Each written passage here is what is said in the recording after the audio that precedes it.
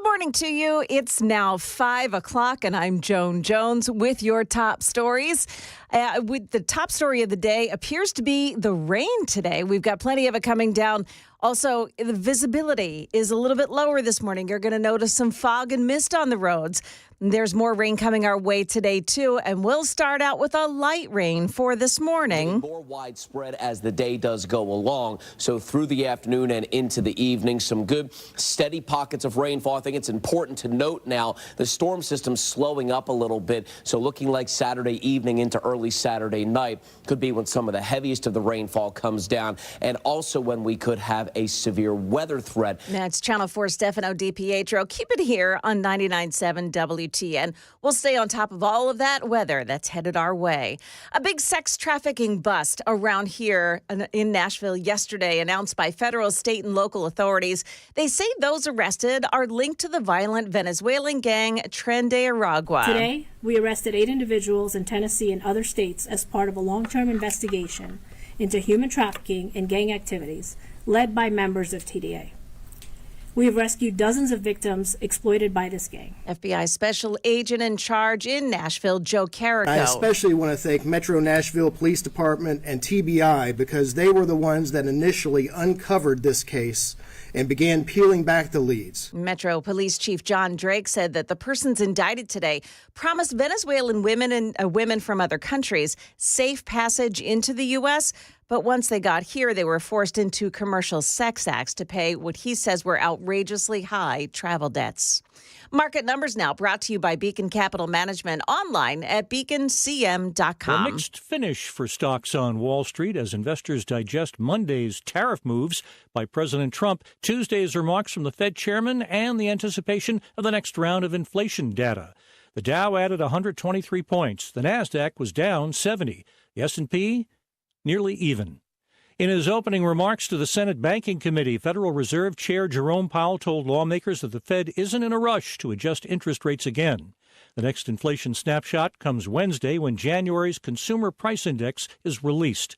Analysts predict inflation will be 2.8% compared to a year ago, slightly lower than last month's reading, but still above the Fed's 2% target. Toyota recalling up to 106,000 Tacomas because mud or dirt may wear through brake hoses. Chuck Sievertson, ABC News. Now, stock futures this morning a little bit lower as traders are bracing here for January consumer inflation report due out later this morning. The Dow futures are down 88. We've got NASDAQ futures minus 10.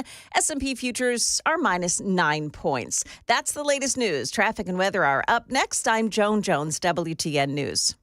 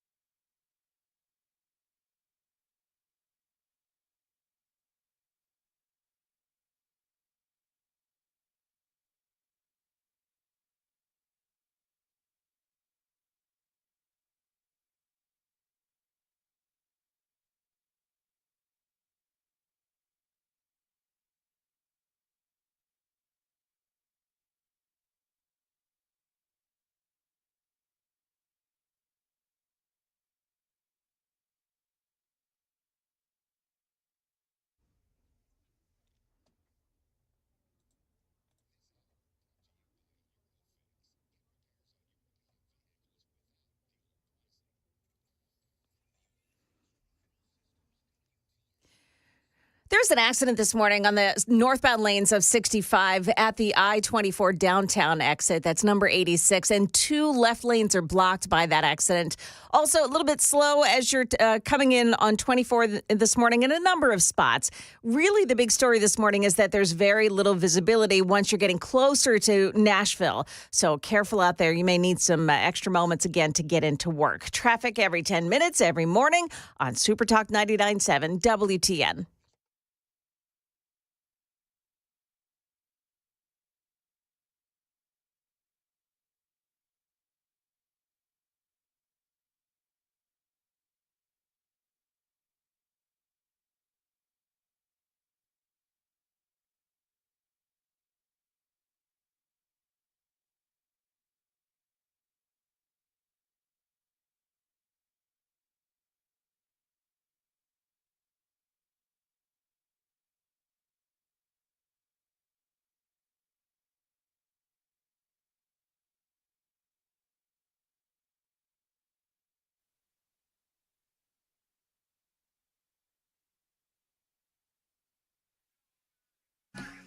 We talk.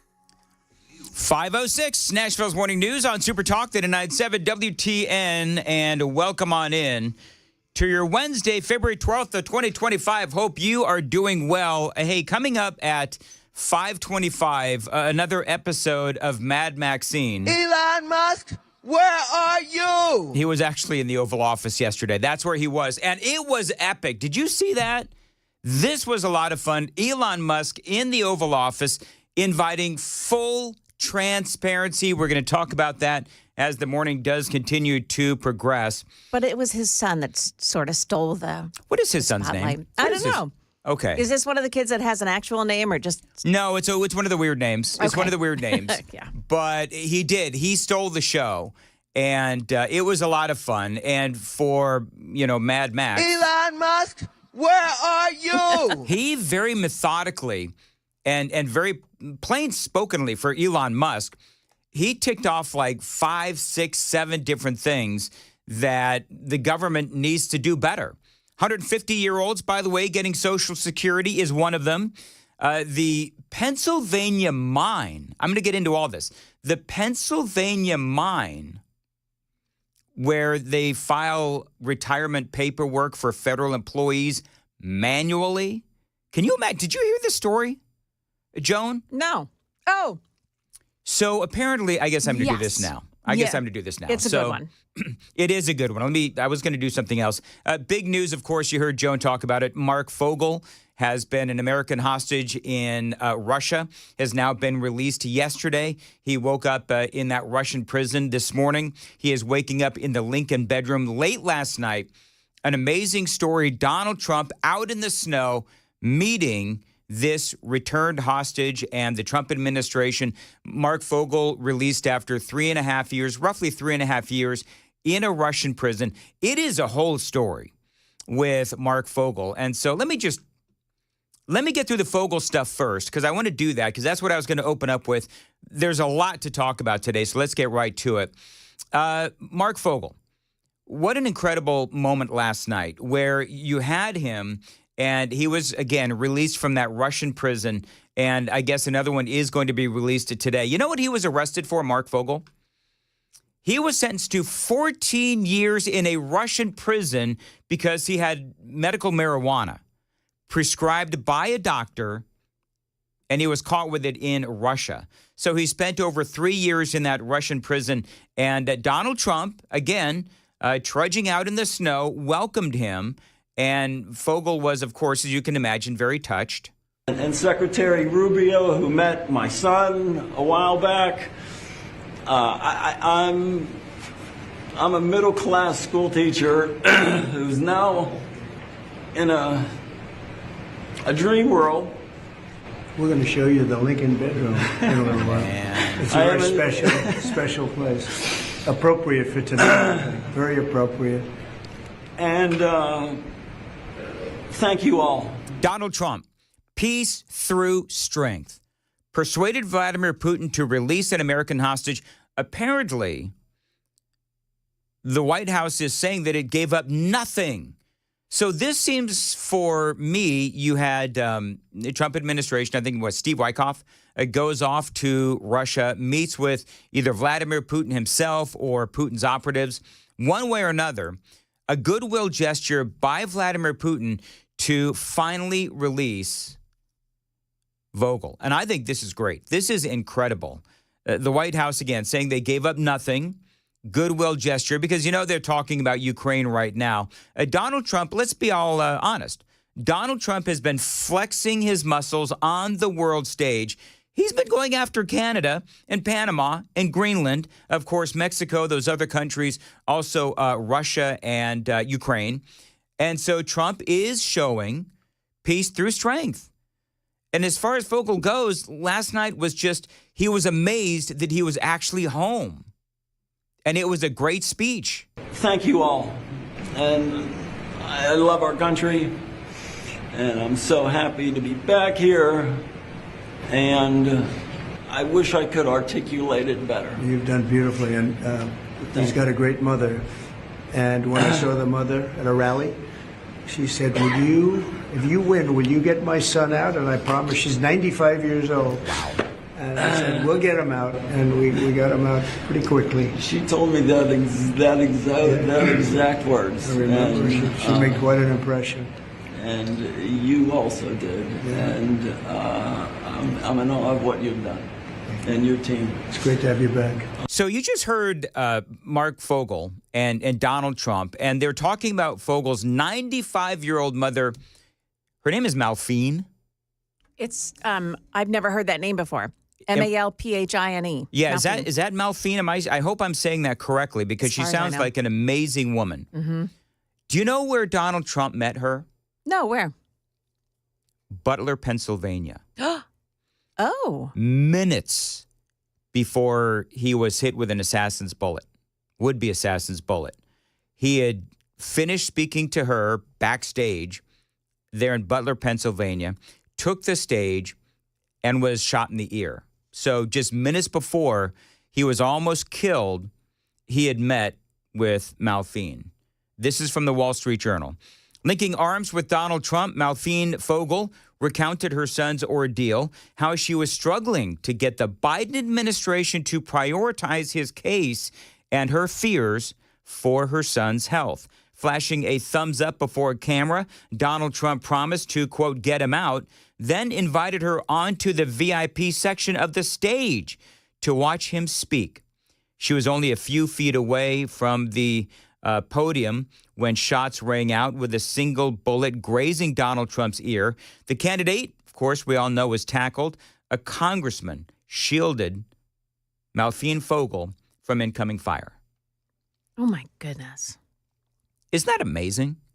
It is. And you can't tell me God's hand is not in all of that. You're absolutely right. Now, remember, Fogel was arrested 6 months before Brittany Griner. But look how quickly she got out, relatively speaking.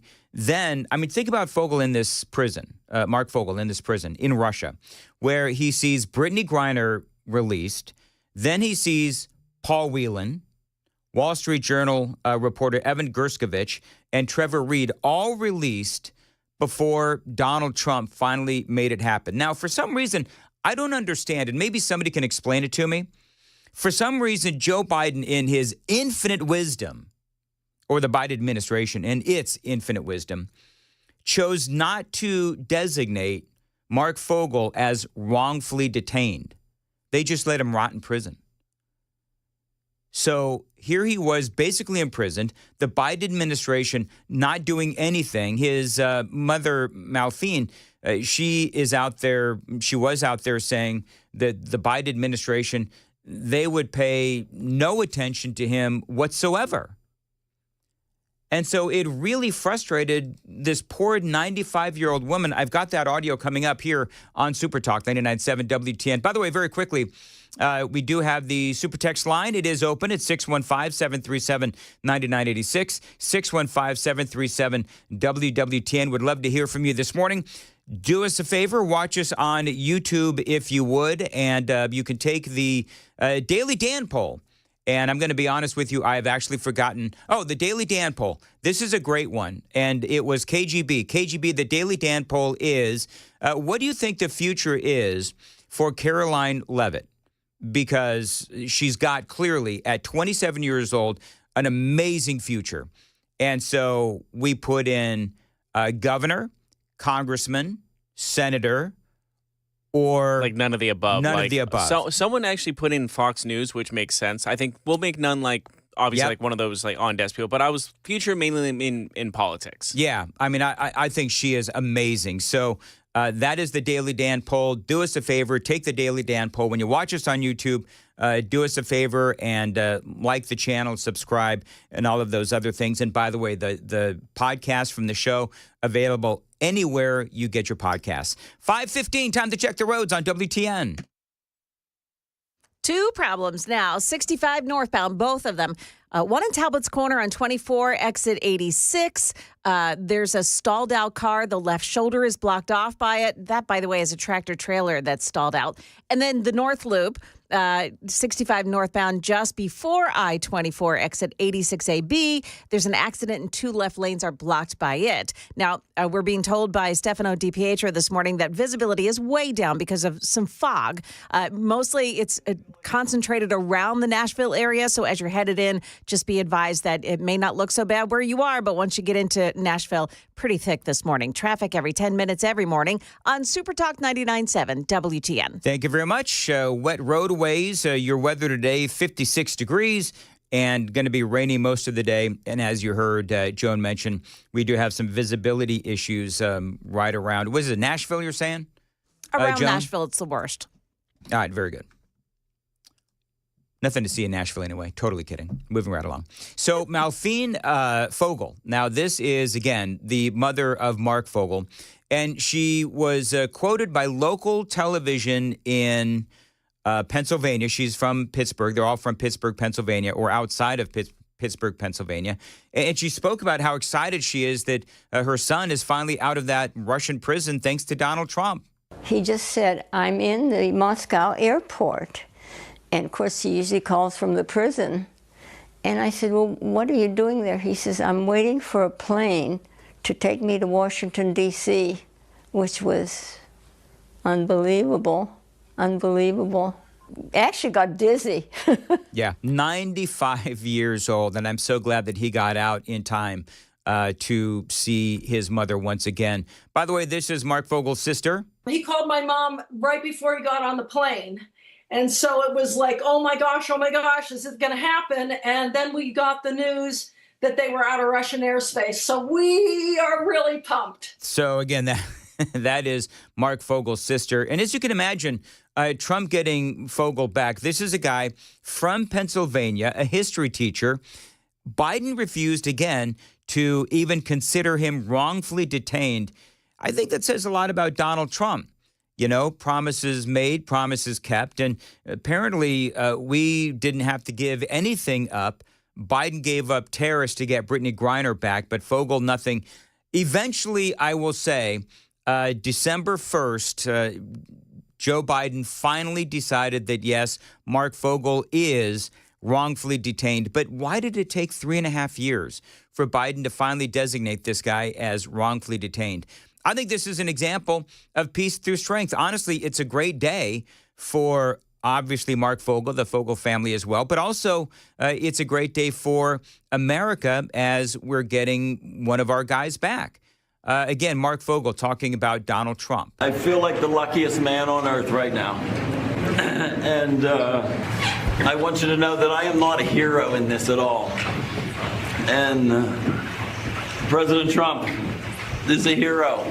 These men that came from the diplomatic service are heroes. The senators and representatives that passed legislation in my honor to get me home are the heroes. Well, you know what? Welcome back. And it is, again, great that he is back here in the States. And so much more to say about this. And again, at some point today, maybe it'll happen this morning, the Trump administration saying that another American hostage is going to be released. Now, at 5:25, another fun episode of Mad Maxine. Details and audio straight ahead here on Super Talk 99.7 at 5:20. Let's check in with Joan Jones. She's got the news at 5:30. Hey, Joan. So, Tren de Arago gang members arrested in Nashville. They've been operating a human sex trafficking ring. And why a local mayor has ordered a developer to stop building right away. Those stories and more at 5:30 on Super Talk 99.7 WTN.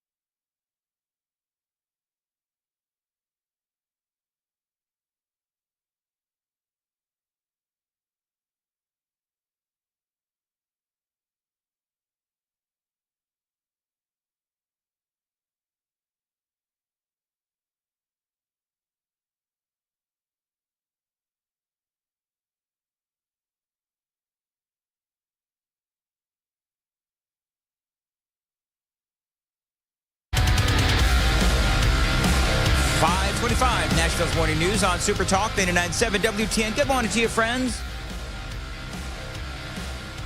Audio up, KGB. Here with Joan Jones and Jeff Malinoff, KGB. And I got to tell you that it's becoming almost a daily dose of Mad Maxine. Elon Musk, where are you? That people are really beginning to enjoy. And one of the things, and no, we're not going to sponsor it because, to be perfectly honest, I can only handle so much of Mad Maxine. Now, yesterday, Elon Musk, he was, of course, in the Oval Office. I think we're going to go ahead and play some of that audio at 5:35 because it is some great audio. And do me a favor, KGB, what is the name of Elon Musk's son that was in with Donald Trump in the Oval Office? Because he did steal the show. But when Mad Maxine, Elon Musk, where are you? asks the question, do you know where he is? He is on the every last nerve of the Democrats. That's where Elon Musk, including Mad Maxine Waters, listen to what she has to say about Elon Musk. Now, realize all he's doing is he's looking for government accountability and efficiency.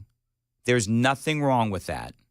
Elon Musk, where are you? Bring your ass over here so you can see who's here and what we're doing. We're not afraid of you. We know that you are the co-president now. You know what? I think he ought to show up with a bunch of handcuffs.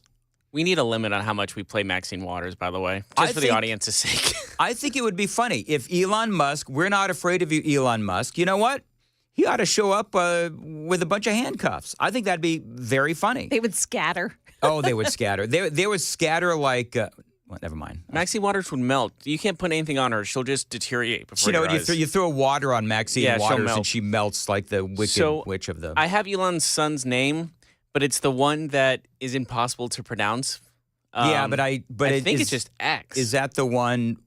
It was with him the at the 4-year-old Oval Office? He was the 4-year-old son that was stealing the show. Well, we'll have fun with that at 5:35. But, you know, for Maxine Waters, she was in front of she and all these other Democrats, they were in front of the Consumer Fraud and Protection Bureau, which, Elon Musk has said, CFPB RIP.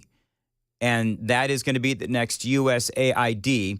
And so she is out there and she's screaming about what the Consumer Fraud and Protection Bureau actually does.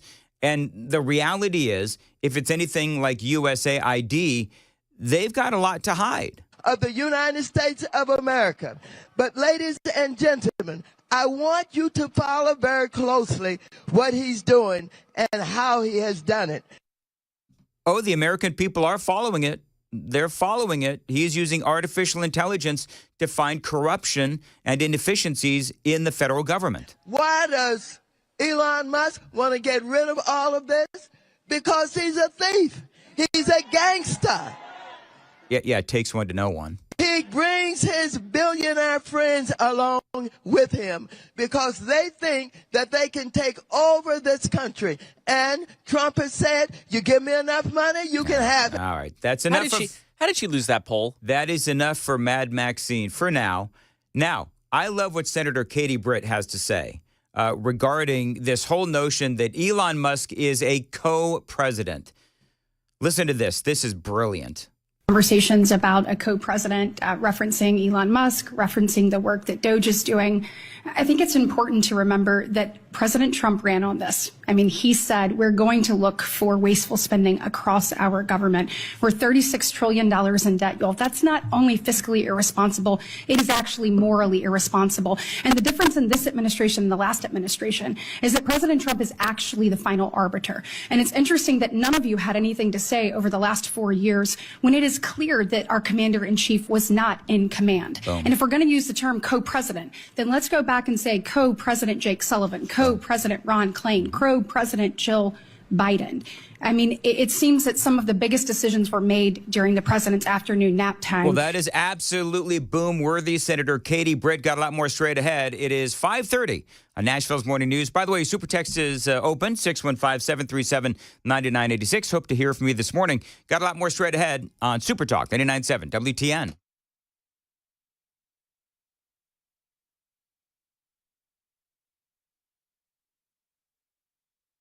Good morning. It's now 5:30. I'm Joan Jones with your top stories. And really the top story for commuters this morning is the weather. It's not so much the rain, but it is so much that there's fog this morning and it's causing visibility issues. Right now on 40 eastbound at Central Pike exit 221A, an accident blocks off the right shoulder. Looks like there may be a couple of accidents in that scene this morning, and it's going to be slow to get around it. Be careful. 8 people arrested yesterday in Nashville and in Texas on human sex trafficking charges, all of them connected to the Venezuelan gang Tren de Aragua. Now, the indictment says that all 8 worked together to recruit and bring women from Central and South America to the U.S. to operate a commercial sex business enterprise. Here's acting United States Attorney Robert McGuire. So what I can tell you is that obviously both the President of the United States and the Attorney General of the United States have both identified TDA as a transnational criminal organization, which is just what it sounds like. They have tentacles in a variety of different areas, whether it's commercial sex trafficking, whether it's narcotics trafficking, and then worse, the attendant violence that accompanies those criminal enterprises. McGuire says that dozens of victims in this case will receive victim support services, likely with local and state organizations. White House Mayor John Corbett tells Channel 4 that he's issued a pause on construction order for developers over flooding concerns. We're going to hold these guys accountable. We'll be out weekly to make sure that the sites are in the condition they're supposed to be in, and no flooding is going to be caused. Mayor Corbett says developers have been doing things however they wanted and hopes that pause, which is costing them money, is getting their attention.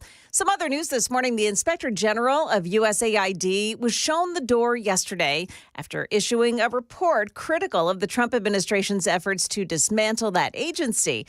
And he wasn't the only one. 4 FEMA officials fired yesterday after Musk claimed Doge found tens of millions of dollars were spent by the agency on housing migrants in New York hotels. Massive cuts also announced at the Department of Education, worth nearly $900 million. That's ABC's Perry Russum. That is the latest news, traffic, and weather. Next, I'm Joan Jones, WTN News.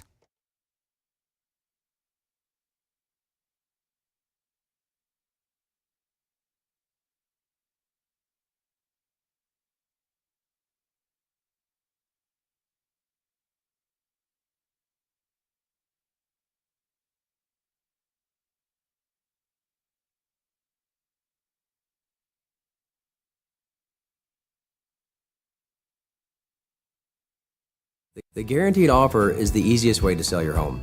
It's really simple. We bring you an all-cash offer. You close in as little as 21 days. No home inspections, no lockboxes, no open houses. Go to markspain.com to get a guaranteed offer and start packing.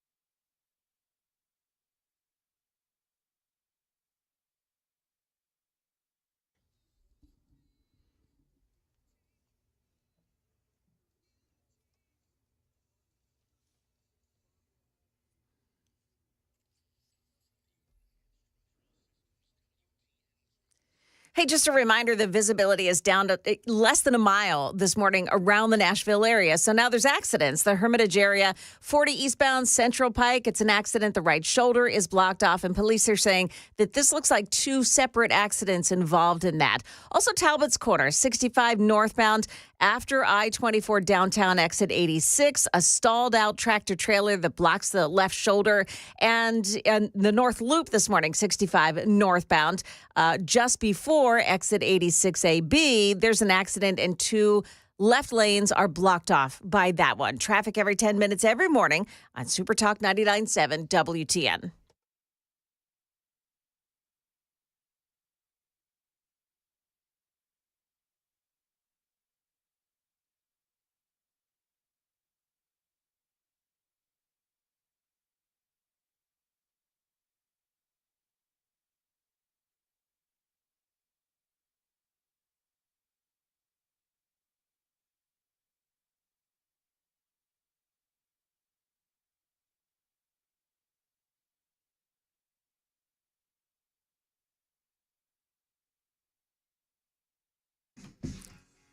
.537, Nashville's Morning News on Super Talk 99.7 WTN. 4702 has what he describes, and I would say that he's right, a very unpopular opinion, Joan.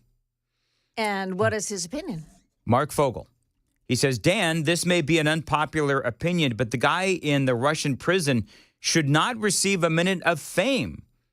If you are that stupid that you take pot to a country where it's illegal, then you deserve to be in prison. Didn't we all feel this way about Brittany Griner?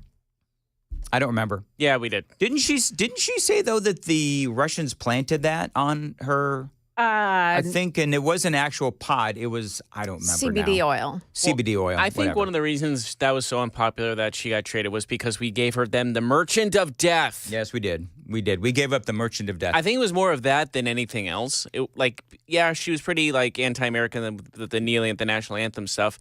But if they traded her for nothing, I feel like people wouldn't have took it so personally. But when they left him there and also gave them the Merchant of Death. Well, and here's the other thing. Story. It was like, okay, so why not Paul Whelan? Why not Mark Fogel? Yes. Right. We had That's what I'm all saying. these other people that were in there well ahead of her. So, no, anyway. 100%. I think it's just, again, if it was the Merchant Death for all three of them, I think maybe it wouldn't have been as bad, but it was just one for one. And one of them, once again, is the Merchant of Death. All right. So, this is funny. Apparently, Elon Musk changed his name on X, and CNN decided to report it. I'm gonna play the audio. Oh, I'm so excited. Goodness. Here's what it sounded like. Now, the disruptor-in-chief, Elon Musk, who apparently has adopted the alias, at least he changed his social media handle to Harry Balls, tweeted this morning, democracy in America is being destroyed by judicial coup. An activist judge is not a real judge. HARRYBOLZ.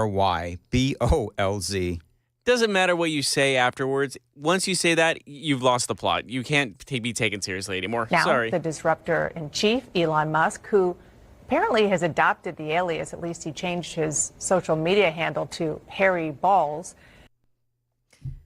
Elon Musk then tweets out after changing it back to Elon Musk, made them say my name with a couple of laughing emojis. Oh my gosh. He's just trolling them unbelievably. Can I just ask why would they do that? Like why would CNN, who's the blonde one on CNN that I always say I can't believe Dana Bash. Why would they do that? Why would they say that he changed his name? Because that plays right into the troll, does it not? They believe that they're owning him by saying that he changed his name to this ridiculous thing. They just don't see, they can't see, my dad used to say this, they can't see the forest for the trees. You know, they just can't. They think it's like, oh, what an embarrassing thing he just did. When in reality, it's like, you did exactly. You know what? The joke is clearly on them. Oh, 100%. The joke is clearly on them. And we are here for it. So the Brittany Griner versus Mark Fogel conversation. Mark Fogel's pot, marijuana, whatever, was medicinal, and it was prescribed by a doctor. Mm-hmm. I don't know what Brittany Griner's situation was with her CBD oil. I don't know if that was prescribed by a doctor. I have no idea. There's a lot of controversies with Brittany Griner as opposed to Mark Fogel. If that's the hill you want to die on, go ahead.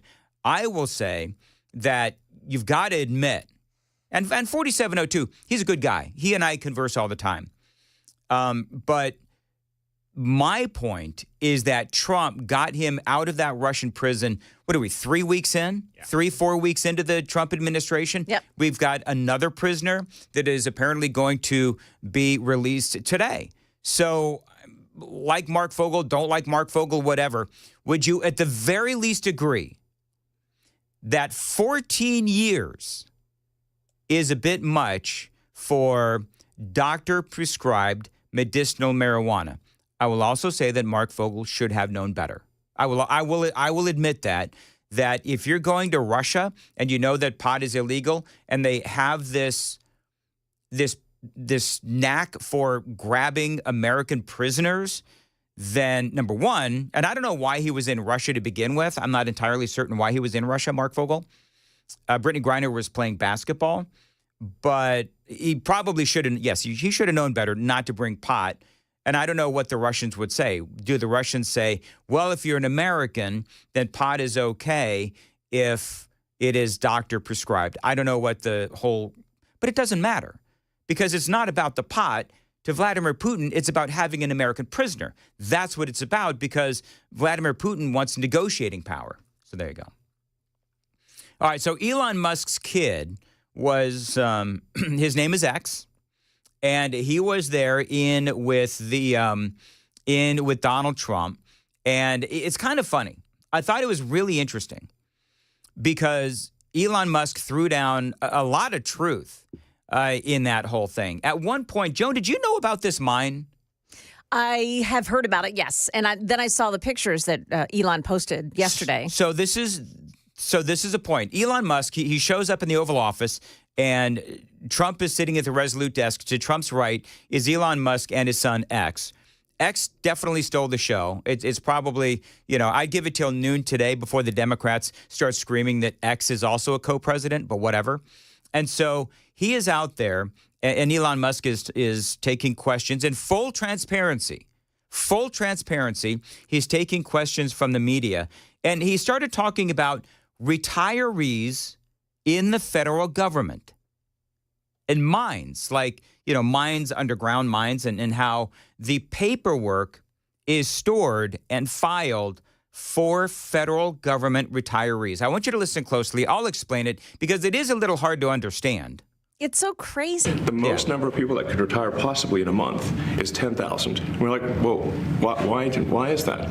Well, because all the retirement paperwork is manual on paper. It's manually calculated, then written down on a piece of paper. Then it goes down a mine. And I'm like, what do you mean a mine? Like, yeah, there's a limestone mine where we store all the retirement paperwork. And you look at a picture of this mine. We'll post some pictures afterwards. And this mine looks like something out of the 50s because it was started in 1955. What? In this age? I'm on my desk, for you folks watching on Super Talk TV, I have a manila folder. These are the kinds of folders that they are still in 2025, Joan, using to file paperwork, retirement paperwork for federal employees. It is amazing. And he's pointing out the inefficiencies, and he claims that the federal government can only handle so many retirees in a month because their data systems are pretty much still on paper and manually filed and everything. There was a story about this a few years ago. Yes, yeah. In 2014, investigative journalist David Fahrenthold reported for the Washington Post about this facility, which he dubbed a sinkhole of bureaucracy. And so the article described the limestone mine in Boyers, Pennsylvania, as one of the weirdest workplaces in America and in the American government, both for where it is and what it does. The town about 60 miles north of Pittsburgh has hosted this unusual government facility since the mid-20th century, and much of the technology used in the office seems to date from that era. So it looks like it's like a time warp. And then the speed, the limiting factor is the speed at which the mine shaft elevator can move determines how many people can retire from the federal government. And the elevator breaks down and sometimes, and then nobody can retire. Doesn't that sound crazy? There's like 1,000 people that work on this. So I think if we take those people and say, like, you know what, instead of working in a mine shaft and carrying manila envelopes to, boxes in a mine shaft, you could do practically anything else, and you would add to the goods and services of the United States in a more useful way. And he was talking about how the shaft, the elevator, there in the mine breaks sometimes, and so they can't move them from one part of the shaft to the other. Isn't that crazy? How is this possible? Have you heard how he is finding all of this inefficiency? Is they're using artificial intelligence. And so they're looking at, I read it. I didn't understand literally any of it. But I think that he is one of the smartest men in the world, Elon Musk. And they're using artificial intelligence to track down the algorithms and the proof that this waste and fraud and inefficiency is going on. And they say the issue with the mine isn't necessarily the mine itself, but the fact that core steps in the way retirement papers are processed are still being done manually, requiring paper printouts. How is it that Washington, D.C., full of Democrats, aren't upset that trees are being killed? You know what I mean? Good point. They require actual signatures, tens of thousands of file cabinets stuffed with manila folders. This literally sounds like something you would see out of like a cartoon. This article from the Washington Post describes in painstaking detail the multi-step procedures for intake, processing, and approval of retirement paperwork, which repeatedly uses real paper that has to be internally moved by the employees, taking long walks through mostly empty caverns hundreds of feet below ground, then typing data into computers and printing out documents again. This leaves the federal retirement system only able to run at the speed of human fingers and feet, making federal retirees wait months before they can receive their full benefits. And these federal retirees, they're mostly Democrats. And they're okay with this. It is absolutely insane. So I don't know how I am befuddled at how this is a real story. Like you would think, Joan, this would be like from The Onion. From The Onion, maybe from some remote, maybe from Greenland or some underdeveloped country. Not the United States. No, you're absolutely right. It is also, it is don't you nuts. think that if you're that far underground, things are moist underground? So why would they be storing paper products underground? Can you imagine the process of keeping everything dry enough? It's just crazy. It really is insane. is. And this is why people like Mad Maxine Waters and other people are going crazy.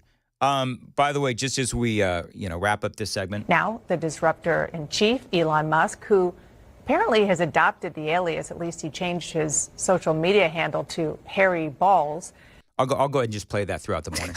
That's the best. And she starts with disruptor in chief, like she's like, he's a disruptor, and then just gets trolled immediately after in record time. I have to So admit, incredibly funny. It's so funny. Yesterday, I didn't realize why I was getting all of these notifications from this person who I didn't follow on Twitter, on X. And I'm thinking, why would I be getting? I don't follow this person. And then I realized, Harry Bowles is actually Elon Musk. It took me a while. So Joan got trolled also. I didn't even get it. Well, it's early, so I can say this. You know, a lot of the, all the other hosts, I'm sure, were having fun with the whole big balls thing. Oh, yeah. Now, I couldn't do it because I'm in a morning drive.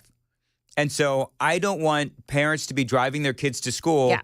And I'm playing, big balls, big balls, big balls. I'm not going to do that. But you just did. I know I did. Well, it's early. Kids aren't even up yet. Are they? They shouldn't be. Anyway, so Mommy, what's you know no, what I just did? I just said it 3 times. Is it going to show up in the studio? Anyway. What? No, like you I would know, say something but 3 times. It's a joke. Usually it's people, not a. Never mind. We're not even. Move on. So anyway, I don't know. Do I have permission to play that audio the rest of the day during the morning show, or are kids going to be in the car and I can't have fun with I think it? super texters could help you out with that. I feel like. Would you rather have Maxine or Harry Potter? You can't say the M word on radio. What was the M word? M word. I don't know. That's what Jason says. What's the M word? Maxine. Oh, Maxine. You can't say that 3 times. Am I allowed to? I got it. I don't know. Am I allowed She's to? the crypt keeper. Am I allowed to play the Harry Balls audio from CNN all day long? People would rather have that than Maxine. Yeah. To be fair. I do feel for parents who try to listen to the show to get their news and information every day, and I'm just some idiot on the radio having fun with audio. So whatever. Well, I think they'd rather hear that than Maxine Waters. I think there's okay. We can do a poll. What would you rather hear than Maxine Waters? Just all these horrible things. By the way, real quickly because we're running late. Watch us on YouTube, like and subscribe to the channel, and you can also take the Daily Dan poll. The Daily Dan poll today is. What do you think the future holds for Caroline Leavitt? Congress, governor, Senate, or none? / Fox News analyst, Paul, on-air person. Yeah. And what do people? What's winning? So Congress right now is at the lead at 35%. None is 33%, and tied at 16% is governor and senator. This is actually a close poll we got. Oh, very good. Can I just say something? Okay. It's not Congress. You're talking about House of Representatives. House of Representatives. So how is it listed on the poll? Just Congress. It could be. Oh, I see. Yeah. What you're Congress saying. also encompasses the Senate. Should I end the poll and start it up again? Oh, you would have to change the whole thing? Yeah. Nice going, Jeff. By the way, Joan said moist. and people are pointing it out on the super text line. Oh my gosh. Joan said moist. I did It's one that? of those words. Is one that of the those- M word that we can't say the M word? Oh, maybe. Yeah, I think that's Maybe. it. Oh, that's the M. That's the M word. I don't understand why that word makes people uncomfortable. Yeah. I don't know why that is. Should I say it 3 times in a row and make it show up in the studio? How? Is that a person? Never mind. I'm not even good. Whatever. Sorry. We don't need any moisture in the studio. It's hot enough in here. Well, I'll tell you what may surprise you when you get on the road this morning and, to go to work. Yes. Also, Metro high schools are about to get the weapons detection system that so many have been wanting. We've got those stories and more coming up at 6 o'clock on Super Talk 99.7 All right, WTN. very good. Thank you, Joan. Yeah. And also coming up at 6 o'clock, 6:05, Hans von Spakovsky from the Heritage Foundation, one of my all-time faves. He is going to be joining us to talk about a plethora of issues, including these weaponized Democrat judges. Also going to have a little immigration talk and perhaps even some Elon Musk discussion as well regarding the Democrats and their reaction to Elon Musk. So we've got a lot of show ahead. Also, by the way, Brian Wilson will be joining us as well at 6:37. Super Talk 99.7 WTN.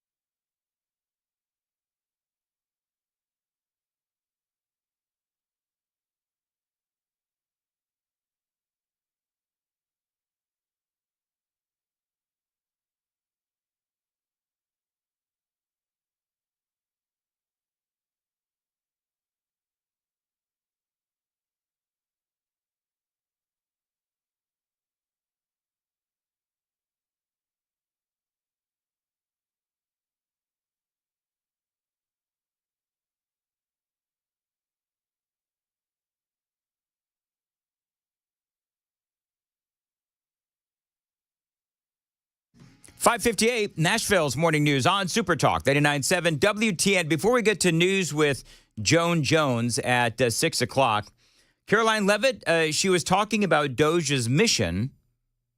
And Elon Musk and our entire administration are going to continue to go line by line and treat this federal government like a business. Money in, money out. And what do we actually need to spend money on to advance America's interests? That is our goal here. That's all that's happening. Anything else is fear-mongering by the left because they don't have a real message and they're deranged. There's no other way to put it. Well, they are deranged and they also have a lot to hide.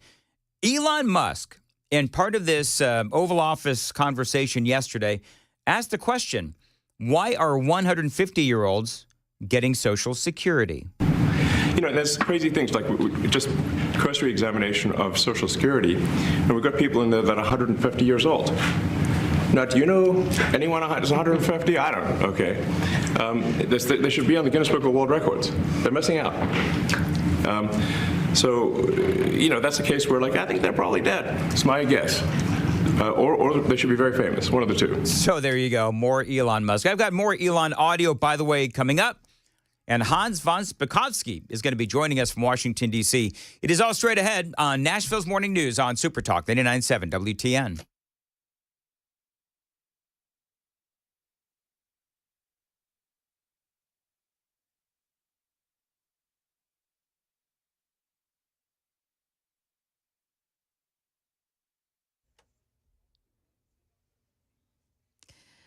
Good morning. It is now 6 o'clock. I'm Joan Jones with your top stories. Right now we're at 41 degrees and we have some fog and some mist this morning. And we've got rain that is on the way, but that's not really the issue right now for Nashville commuters. What we have is some pretty dense fog, reducing visibility to a mile or less. Hendersonville, Nashville, Smyrna, Murfreesboro, Columbia, out in the Cumberland Plateau as well as we get into some of those higher elevations. So be ready to give yourself plenty of extra time as you're headed out the door for that morning commute. Channel 4 Stefano DiPietro there. There is a chance of severe weather on Saturday with another round of rain.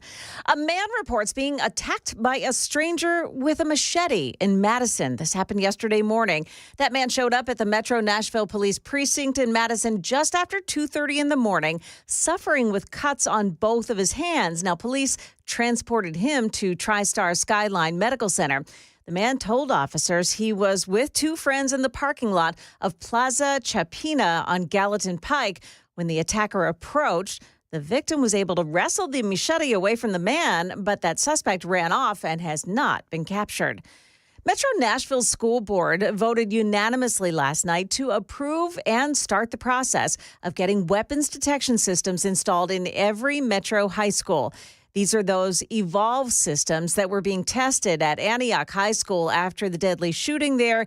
But that system does have its limitations. To be clear, we know this isn't a perfect solution to every challenge we face when it comes to keeping our schools safe.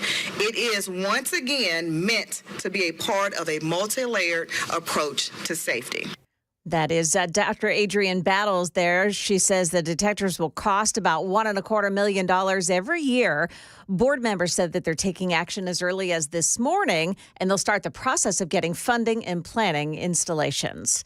Doge is at work within the Housing and Urban Development this morning, and early on in its investigation, Secretary Scott Turner made an announcement on the Charlie Kirk Show. Working with Doge and the team at HUD, we have found $260 million in savings on contracts alone.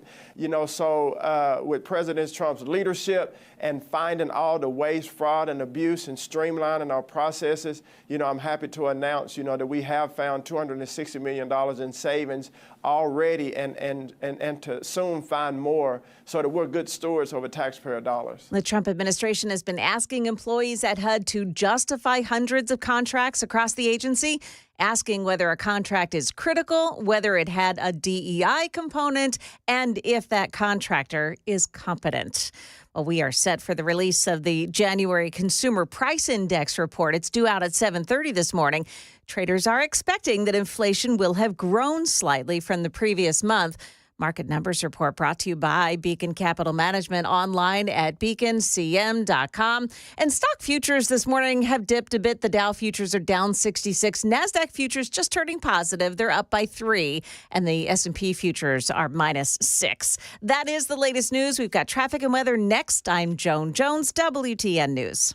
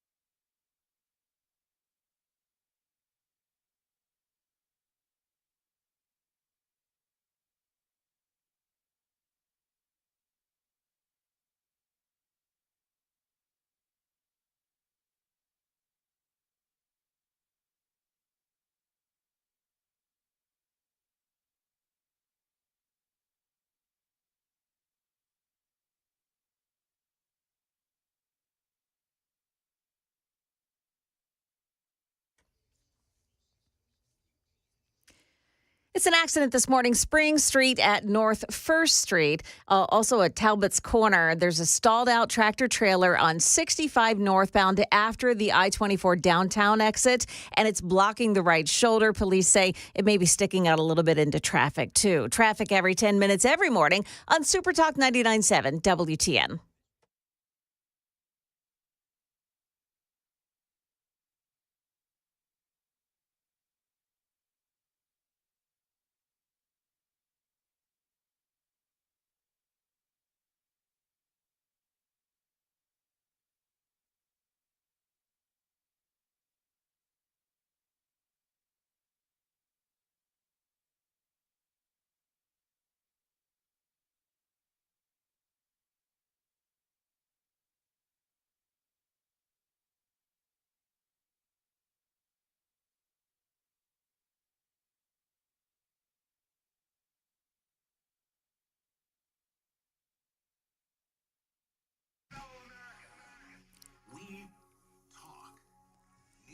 .606 Nashville's Morning News on Super Talk 99.7 WTN. Good morning to you, friends. Hope you're doing well. Got all kinds of stuff to talk about with my buddy Hans von Spakovsky from the Heritage Foundation. Hans, always great to have you on. And I just want to get right to it. Now, there's a lot going on with what a lot of people are calling, I will call it too, activist judges trying to block all the stuff that Donald Trump is trying to do, the executive orders. I'm going to get specifically into birthright citizenship here in a moment. But it is true that there are judges that tried to stop some of the things that Joe Biden did as well. Presidents face this all the time. It's part of the process. But it does seem to me that what is going on right now with all of these judges all across the country are trying to stop seemingly just about everything Donald Trump wants to do. This seems more like part of the resistance than legitimate constitutional concerns. I could be wrong, and that's why I've got you on. Well, no, you're exactly right. Look, it's one thing when a judge acts properly under the law and the Constitution. It's quite another when he doesn't. And I'll give you a quick example of that. Look, you had a judge up in Manhattan, a guy named Paul Engelmeyer, an Obama appointee, issue an injunction saying that the folks that are part of Doge, Elon Musk and others, along with all political appointees of the president, may not have access to any information at the Treasury Department. Now, think about this. Under the Constitution, the president and his political appointees, they are the head of the executive branch. The judge has no basis in the law, and in fact, he's violating the Constitution when he tells the president and his political appointees that they don't have access to any information in the department they're supposed to be running, Treasury. Not only that, but think about this. The request for an injunction was issued at 9:30 p.m. last Friday night. The judge issued his injunction on Saturday at 1 o'clock.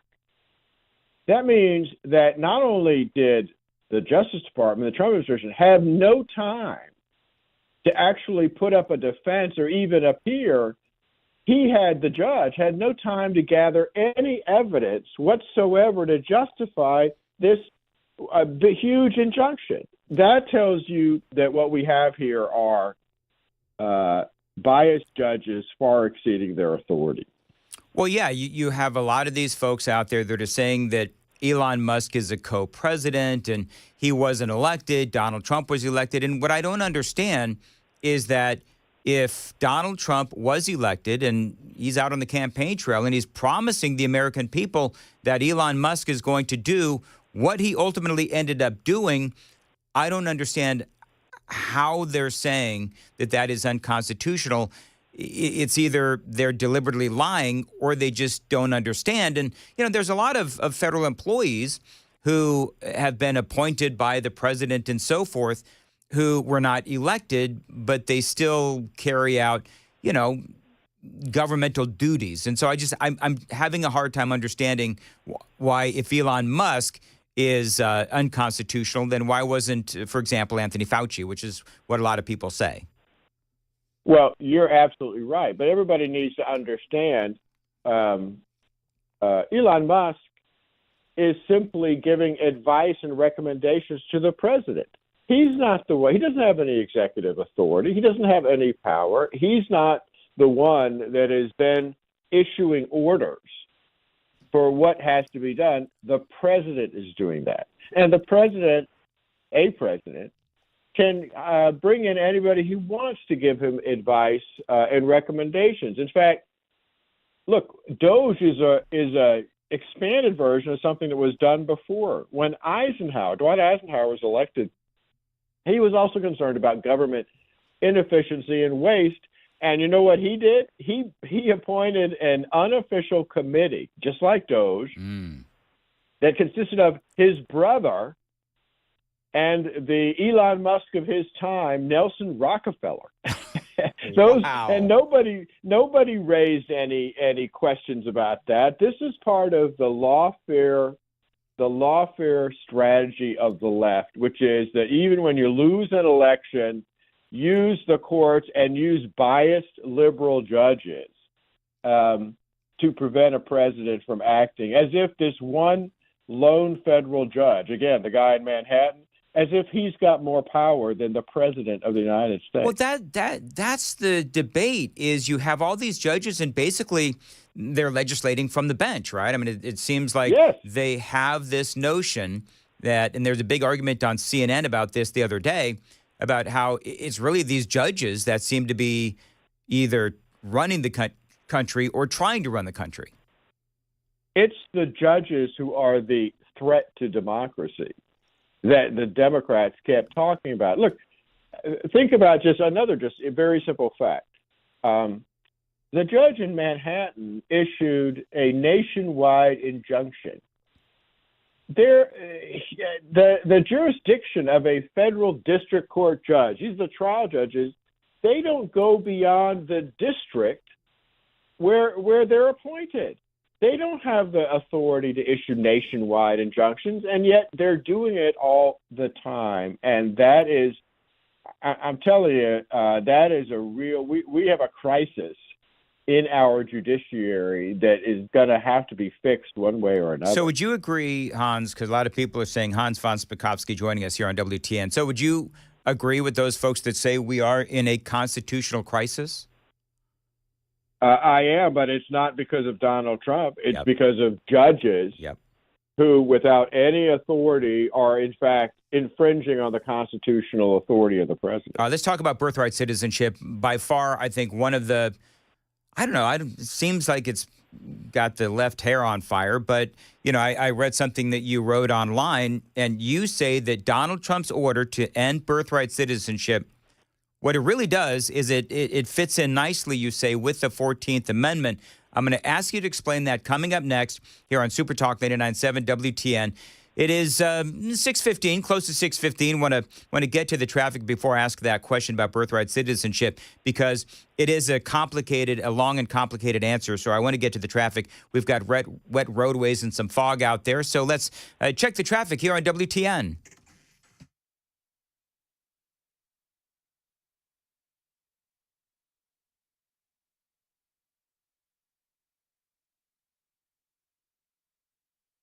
Or 40. I'm Christy O'Brien. All right, very good. We do have wet streets, so weather today high of 56. We still have some fog and haze in the area. Appreciate you listening. 40 degrees now at Super Talk 99.7 WTN. Hans, let's talk about birthright citizenship. You think Trump's going to win this one? If the Supreme Court actually applies the 14th Amendment the way it was intended, the way it's written, yeah, Trump will win. He's not doing anything unconstitutional. In fact, he's trying to correct what the federal government has wrongly done for decades, which is misinterpreted and misapplied the 14th Amendment. One of the things that I think is fascinating about all of this is that we're finding out all of the waste with USAID. Musk is now going after the Consumer Fraud and Protection Bureau and obviously other agencies as well. And you've got the Democrats, and they're just, as you know, I think you're still based in D.C., I don't know, but you've got the Democrats. It's like every day they're holding these rallies where they're screaming, and you've got the clown show of Democrats, the clowniest of them all, Maxine Waters, who is out there screaming at the top of her lungs. And it's like, and I know at this point it sounds, it's an obvious statement to make, but it's like they're not reading where America's at right now. America's all about Doge. Is there anything that you've seen that surprises you, knowing, what you've seen in D.C. over the last several decades? It's like they're pouring gasoline over themselves and lighting the match. Yeah. Because what they're protesting against is the transparency that the Trump administration is bringing to government spending. When you look at the list of wasted taxpayer funds from USAID, the money they were sending abroad to pay for transgender operas, transgender comic books in places like Colombia and Peru, you're going, that is such a waste of money. And yet the Democrats are protesting that this happened and that we know about it. It's as if they want to lose the next couple of elections even worse than they lost the last one. Well, one of the things that I said, Hans, is, they need to have, like the montage of all of these Democrats screaming on one side of the screen. And then on the other side of the screen, you just have that long list that we're all now familiar with of crazy spending, $20 million for, producing Sesame Street in Iraq and so on and so forth, because that is literally what the Democrats are trying to defend. Ultimately, my question is this, because we've got, I don't know how many there are this morning. I've lost count, but at least, 7, 8, maybe 9 of these executive orders that Donald Trump wants has been blocked by these judges. Ultimately, does it go to the Supreme Court, and is that when we'll see these executive orders finally carried out? And what's the timeline on that? How does that whole thing look? Yeah, I think a lot of these will end up before the Supreme Court. I think Trump will win most of these cases, but it's going to take time to do it. Probably at least a year if not longer, before they get to the court. I think ultimately he won because these judges, almost all of which are Biden, Obama, or Clinton appointees, are going far beyond their power and interfering, like I said, in the constitutional authority of the president. But the birthright citizenship, that's the one that may get there the fastest. It could potentially even get there to the Supreme Court by the end of this year. Really, by the end of the year? Okay. And you think that most of these will fall on Trump's side? I think ultimately he will win if the Supreme Court takes these cases and if they rule according to the Constitution. Folks know that you have long been involved in the battle against illegal immigration.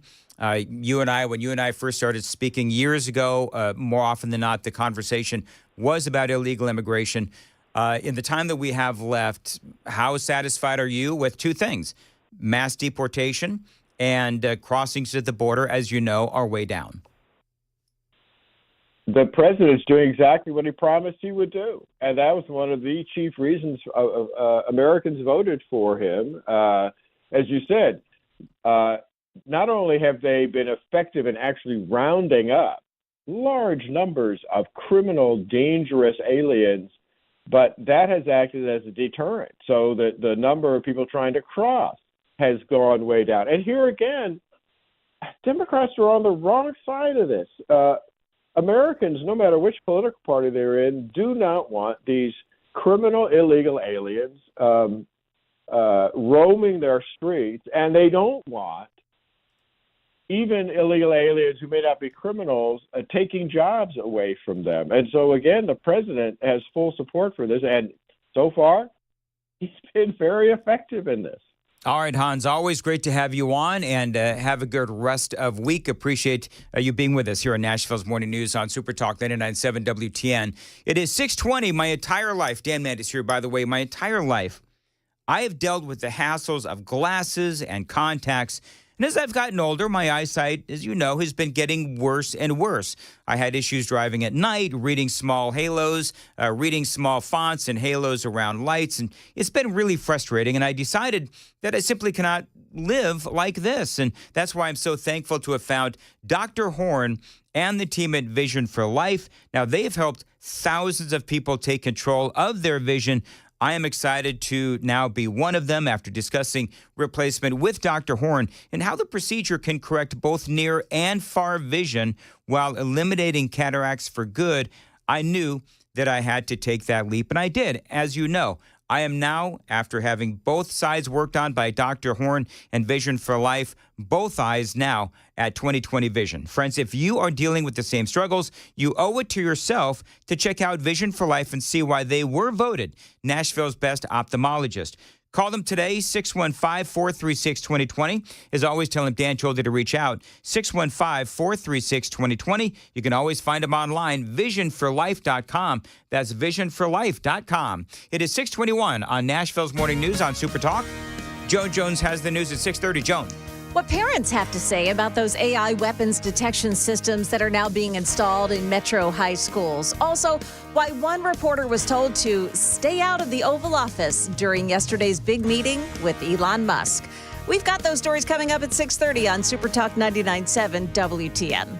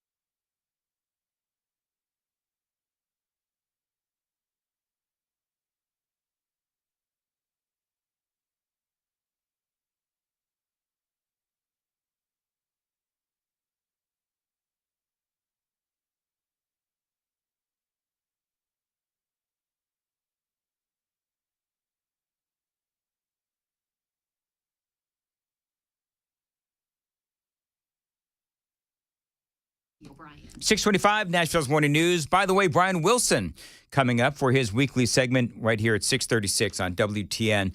You know, I used to worry about the chemicals that carpet cleaning companies used on my carpets long ago, and that's why long ago I started using Zero Res years ago. Now, they clean your carpets with powered water, no harsh chemicals, no soap, and no residue. Listen, it's getting time for spring cleaning. Plan ahead with Zero Res. Now, it's safe for my kids and my pets, and that is why I use Zero Res. Now, the science behind Zero Res and their water cleaning agents is much healthier than using those soaps and detergents that those other companies use. That is the Zero Res difference, and that's why I've been a customer for years. Using Zero Res will also help with smelly carpet and your allergies as well. And right now, a great deal for the month of February, 3 rooms of carpets cleaned for $109 and $50 off of air duct cleaning. Going to repeat that one more time because it is a great deal. 3 rooms of carpets cleaned for only $109, $50 off of air duct cleaning as well. Restrictions may apply. Call them, tell them you want the Dan deal. 615-535-9376. 615-535-9376. You can always find them online. Book online. ZeroResNashville.com.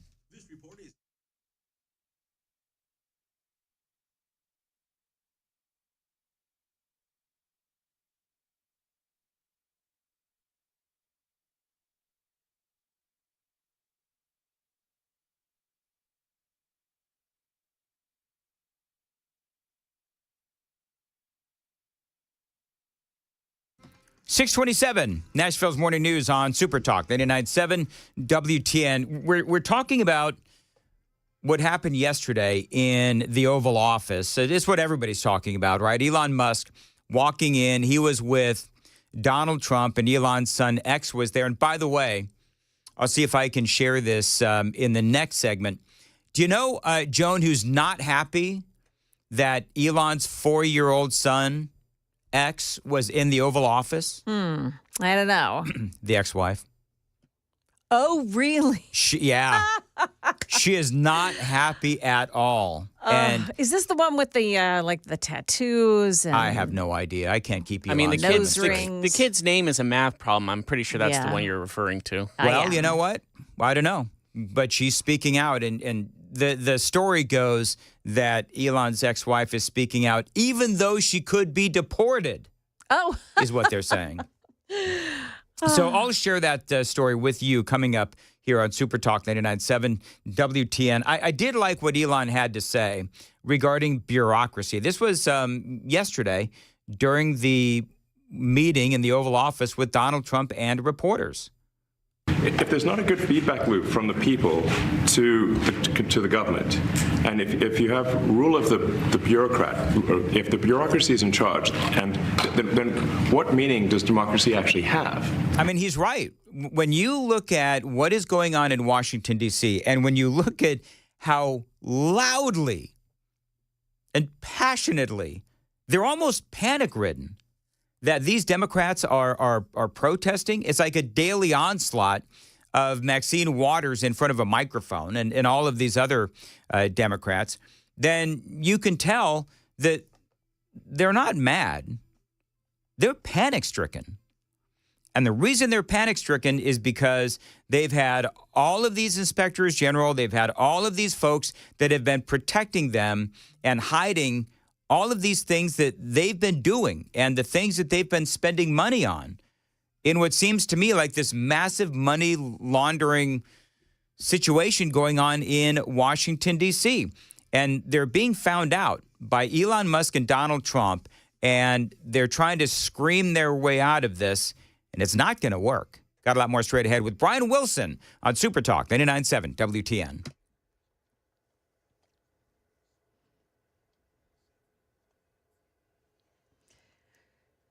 Well, good morning to you. It's 6:30 now on Super Talk 99.7. I'm Joan Jones with the latest news, and we do have an alert this morning from the traffic center. Couchville Pike in Mount Juliet, just north of Barnett Road. The roadway there is blocked because there's some power lines down. Also have some issues this morning with visibility, so take your time as you're headed out to work. Metro Nashville's school board members say they're getting back to work this morning on funding and planning for the installation of the Evolve weapons detection system in every Metro high school. Now, their action comes after voting unanimously in favor of that action last night at the meeting. Parents, though, had this to say. It's not really reducing danger. There's lots of ways that a person who's determined to do harm can get around a weapon detection system. You can ask any parent how much are they willing to spend to save their children's life, and I guarantee you they'll tell you every penny. Now, Evolve detectors use low-frequency radio waves to detect metal objects like weapons, but the company admits that using higher sensitivity settings can slow down the screening process. Among the 8 people, Trende Aragua gang members that were arrested yesterday for sex slavery in 2 states are a mother and son team right here in the Nashville suburbs. Fox 17's Karen Aguilar reports. Venezuelans Yolibeth del Carmen Rivero de Caldera and her son Cleaver Daniel Mota Rivero are now under arrest, accused of trapping these women in a life of misery. Investigators say they use their Tren de Aragua ties to scare the women into commercial sex and exploitation. They and 6 others are facing human trafficking charges for an operation beginning in 2022. Now, the indictment added that the women would sometimes have to continue performing sex acts even after their debt was paid, after receiving threats of force against themselves and their families, threats of immigration, and threats of separation from their children. Well, when President Trump welcomed reporters to the Oval Office to hear directly from Elon Musk yesterday, one media organization's reporter was turned away at the door. The White House blocked the Associated Press reporter after that organization issued a statement saying it's not going to acknowledge President Trump's order that changed the Gulf of Mexico to the Gulf of America. The AP also said that it'll continue calling North America's tallest peak Denali instead of Mount McKinley, as ordered by President Trump. It's not clear how long the AP will be barred from White House press events. That is the latest news, traffic, and weather next. I'm Joan Jones, WTN News. Thank you, Joan. Dan Mandis here. Guys, if you're feeling tired, motivation just isn't there, maybe some weight gain and muscle loss, well, these could all be signs of low testosterone. It is time that you found out for sure with my friends at the Low T Center. Dan Mandis here, and you know, at the Low T Center, they make it easy to get your levels checked. It's just a simple test.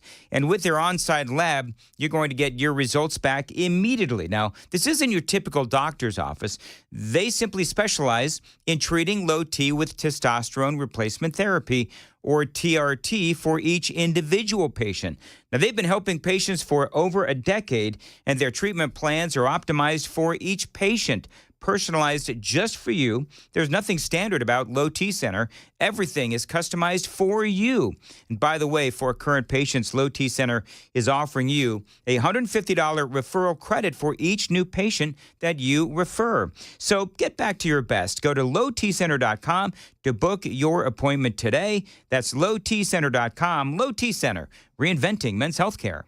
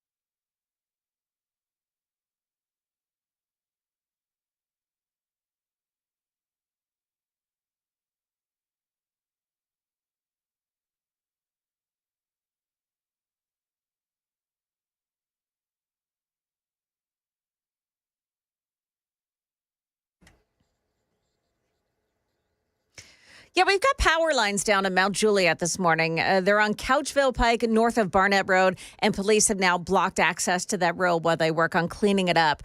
24, the westbound lanes at the eastern split right after I-40. There's a stalled out car. It's blocking the right shoulder, and an accident in East Bank. This one's on Spring Street at North 1st Street. Traffic every 10 minutes every morning on Super Talk 99.7 WTN. Thank you, Joan. Dan Mandis here. What could you do with an extra $75,000 right now, or even a couple $100,000? If you own a home, you can get that money in less than a week with my friends at Loan Pronto. Now, they are the leader in quickly converting your home's equity into cold, hard cash so you can pay off all your credit cards or start that home remodel. Now, Loan Pronto has several easy options to let you access the cash from your home. There's virtually no paperwork, no cumbersome process, no junk fees, and often no appraisal. Now, the average homeowner right now has over $300,000 in equity. That is your money, and you should use it. One client got $150,000 out. They paid off all of their credit cards, a couple of car loans, and a personal loan as well. And they cut their monthly expenses by $1,500. And you can get approved in less than a day. So act right now with no hard credit pull up front. LoanPronto.com is the website, 615-499-5780. Get the money you need for anything. 615-499-5780. Online at LoanPronto.com. Equal housing lender. NMLS 166-1781. Subject to lender approval. NMLSConsumerAccess.org. 6:36, Nashville's Morning News on Super Talk 99.7 WTN. Dan Mandis Show, Wednesdays with Wilson. Brian Wilson joining us. Hello, Brian. Yeah. Hi, Brian. Hey, what's up, buddy? You are. How are you, man? I so appreciate you. Sorry, I'm having a little... There. Got it. I'm sorry. Okay. I appreciate you getting up this early to have some fun with us. And I want to subject you to something. All right. And I want to get your very quick initial reaction. Which side are you on? Which side are you on? Tell me, which side are you on? These are unions in Washington, D.C. Which side are you on? We'll fight against Doge. You know, if I had glasses on, they would have shattered right there. Yeah, this is... What is this is painful, isn't it? Can you talk a little bit about the unions in Washington, D.C.? The unions are freaking out because Elon Musk and Doge and Trump, they want to come in and they're casting a very negative light on the unions, and these unions are trying to protect themselves. Talk a little bit about the unions in Washington, D.C. Well, my relationship with unions in D.C. is complicated because the first thing that happened when I went to Washington, D.C. in '86 was that I walked into the newsroom and they said, okay, well, you need to join the union. And I went, what? I said, yeah, you can't work here unless you're a member of the union. And I went, well, why is that?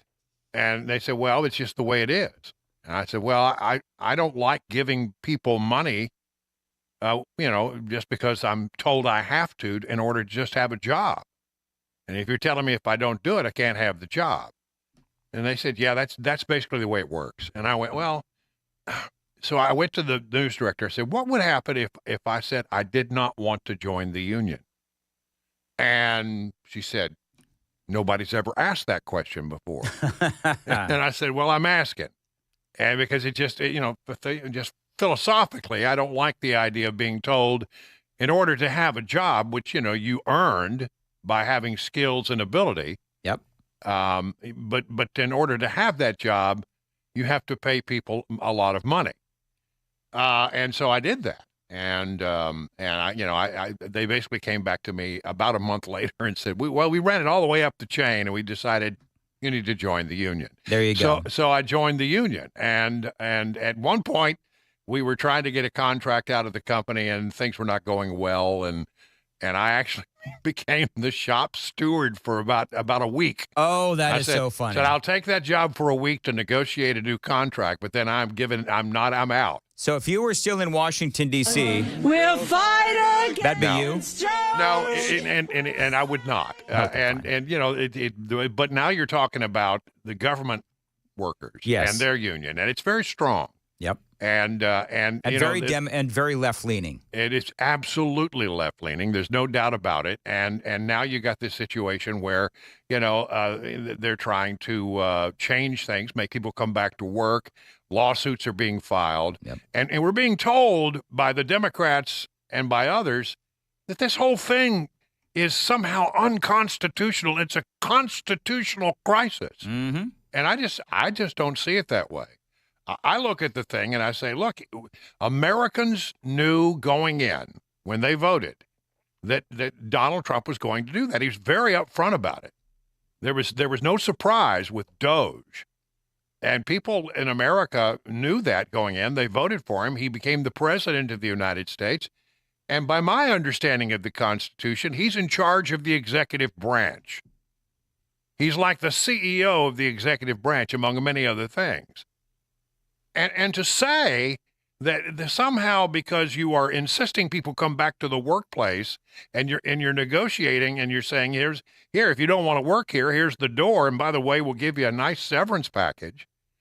I think he's completely within his authority to do so. Well, you know what I mean, just one thing. Elon Musk is an advisor to the president, and anything that he does under that is within the presidential authority, in my opinion. So the left is trying to say that there is a constitutional crisis, but the way that they're framing it is they're saying that Donald Trump is the one causing the constitutional crisis. But I could make the argument, and Hans von Spakovsky said this a little bit earlier, something like this, where the constitutional crisis is actually because you have all of these judges that are blocking a president. They are the ones that are causing the constitutional crisis if we're in one. And it seems to me like with these judges, Ryan, you and I both know that judges block presidents. It happens all the time.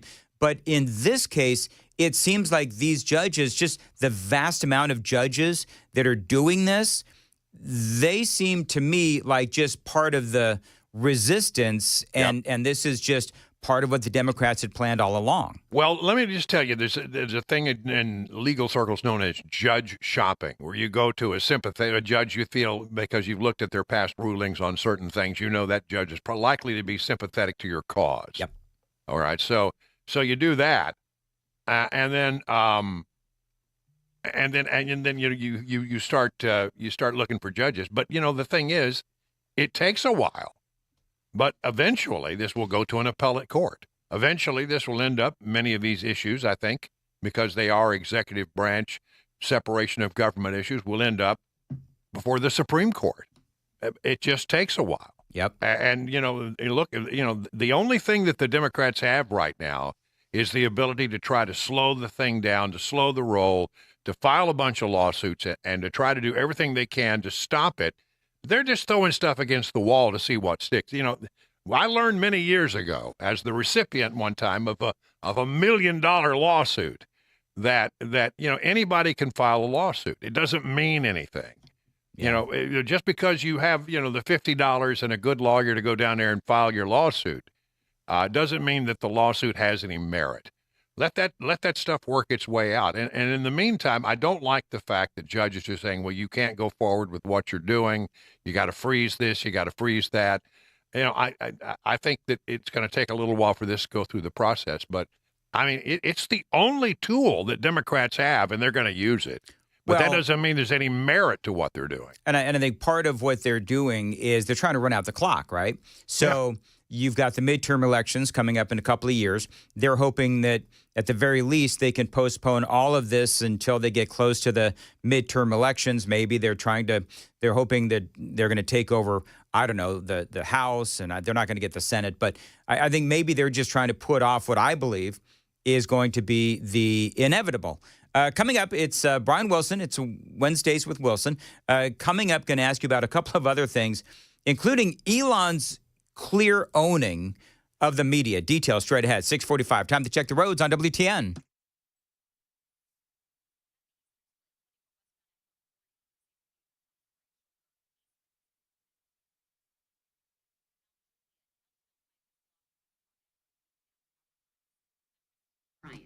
Weather today, a high of 56 and rain off and on today. Appreciate you listening to Nashville's Morning News on Super Talk 99.7 WTN.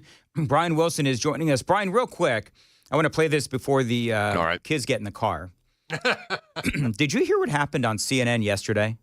I did not. All right. You'd be surprised how little I watch CNN these days. Well, I don't either, but this is all over the socials. Listen to this. Now, the disruptor-in-chief, Elon Musk, who apparently has adopted the alias, at least he changed his social media handle to Harry Balls. Comment? Why would they read that? Why would Dana Bash, why would she read that? She's just being, there's a word I can't say on the radio, but she's just trying to be a little, obstinate. The funny thing is she played right into his hands because then he tweets out the video and he says, I got them to say my name. I mean, I don't know about you, Brian, but I love that. I mean, you were a network anchor for many years, and I can't imagine that you would have done that. But, it's interesting how, and I'm sure you've commented on this ad nauseum, but the sheer journalistic advocacy that we see going on right now, it is like they continue to be tone deaf as to what is going on here in America. Yeah, look, they haven't figured out at CNN yet, what this last election meant, and they haven't made the adjustments that I think that the new CEO of CNN sort of wants them to make. It's like they can't help themselves. Look, the bad news is, yes, there are media people out there who are out there to stir the pot, and they're never going to be on board, and they're going to be antagonistic toward this administration. But they don't really matter because nobody's watching. No. Nobody, I mean, literally the number of people watching CNN, it probably on a good day, our radio station has more listeners in Middle Tennessee than CNN has nationwide. It's just astonishing how far they have fallen, and MSNBC I'm surprised they're still standing. Right, they're having a hard time making money. They're spending a lot of money to put that product on the air. They're not getting any return on it because the American people, by and large, have heard enough of that stuff. Brian? Did you watch the yesterday the Elon Musk in the Oval Office with? It was something. It was great. You got the president, you got Elon, you got X in there wandering around the Oval Office. It was great, and I think Elon's phenomenal. Look, he's a once in a generation personality. We don't get people like Elon Musk coming along just every day. No.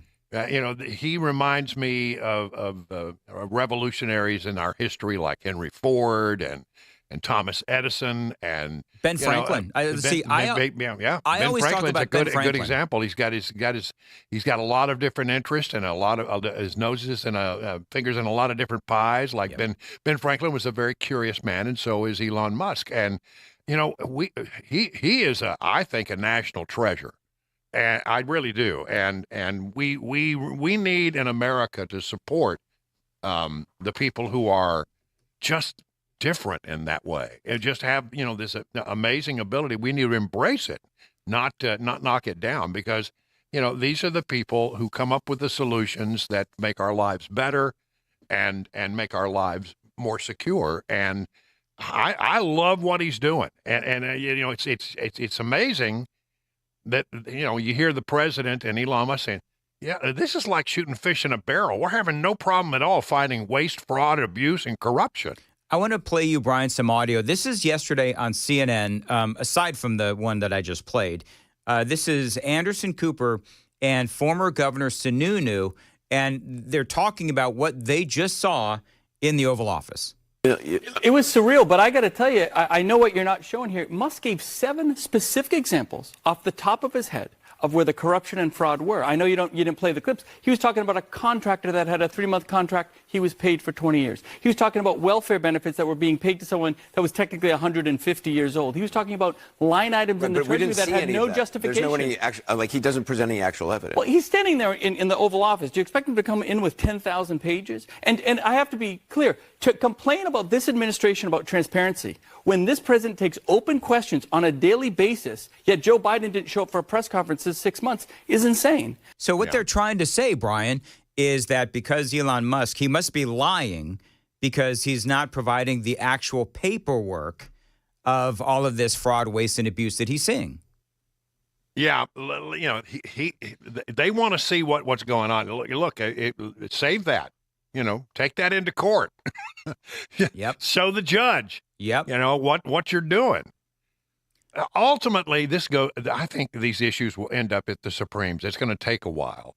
But we knew this going in. Look, I mean, it's been shock and awe. It's been awesome. He can still do a tremendous amount of things by executive order. They got the congressional side of it is perking along to try to give him either one or two big, beautiful bills. Things are happening and things are moving along.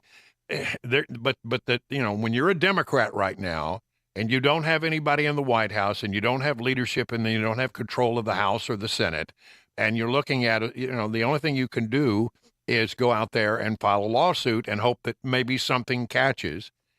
But ultimately, you have to understand that it's going to end up in a Supreme Court that's 6-3 conservative majority.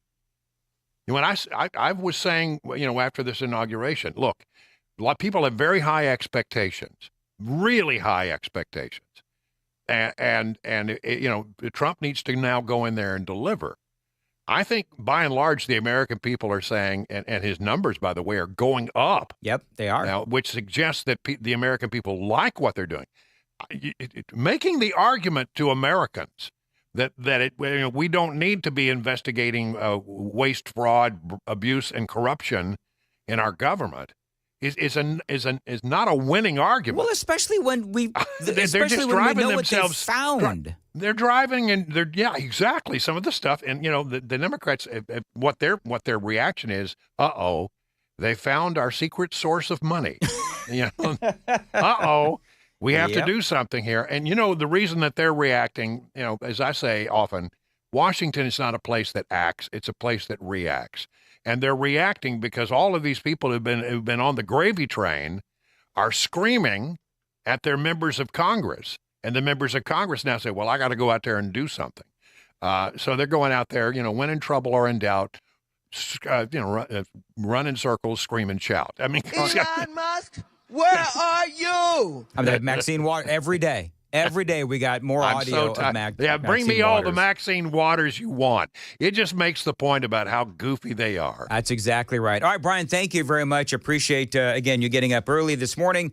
And we'll look forward to hearing from you again either next Wednesday or when news develops. Yeah, I love being on the show. Thanks for having me. All right, we'll see you later. Brian Wilson, 6:53, Nashville's Morning News on Super Talk 99.7 WTN. By the way, the Super Text line is open, 866. Why was I going to give the Red Eye Radio phone number? That is 615. I was about to say, that sounds like you're going to go 90 Red Eye. No, 615-737-9986. And also, watch us on YouTube and like and subscribe to the YouTube page. That's where you can watch the radio show. You can sometimes watch my very confused reactions at some of the things that I play, and also take the Daily Dan poll. And today's Daily Dan poll, talking a lot about Caroline Leavitt, and she is doing such a great job. And we're asking your predictions. What is next for Caroline Leavitt? House of Representatives? The Senate? Maybe she's going to go off and be a governor somewhere. She did run for the House a while ago. Or will she end up on Fox News? I think those are the big four. I think she'll probably end up on Fox News. That is my own personal thought. We'll keep you updated on where the numbers go. What is your thought? I think that she's going to be a stay-at-home mom. Or she'll be a stay-at-home mom. That's a very good point. Although you can work at Fox and be a stay-at-home parent. You actually can. Yeah, you could. Yeah. Will Cain, I think Will Cain is doing it from home. He is. He's got that new 5 o'clock show or whatever it is. And I'm 3 o'clock. whatever. And he's doing it from, I don't watch it. And it's not, I don't watch it only because I'm usually like getting ready to go to sleep at that time. Right. But I have seen it and it's very good. I just think that he's doing it from home, which is really interesting and good for Fox for allowing him to do that. If he was a federal employee, Trump would tell him to get back to work. Anyway, totally kidding. 6:54, Joan was coming up. Why one local mayor has demanded no more shovels in the ground at one construction site. Also, the man behind the release of that American from Russian prison. We'll have those stories coming up at 7 o'clock on Super Talk 99.7 WTN. Thank you. Dan Mandis here. And look, we're all getting older, and so many of us simply are not where we want to be. You know, we can eat right, we can exercise, but the reality is that sometimes we need a little help. And my friends at Contours in Cool Springs, they are here to help both men and women lose body fat and so much more. Now, their Ultra Slim Body Contouring guarantees that you'll lose 2 inches of fat in that first treatment, or it is free. It is non-invasive, doesn't hurt, and the results are instant. Now, I've gone through this process, and it does work. You know that they also do facials, by the way. Valentine's Day is coming up, guys. Now, they're revitalizing, and their red light therapy will tighten your skin and restore that natural glow. Now, remember, Contours is for both women and men. You should check them out today online, contoursllc.com. And by the way, again, that red light therapy facials would make a great Valentine's Day gift. Call them, tell them you heard about them on my show, 615-236-9960. You can always, again, find them online, contoursllc.com to schedule an appointment.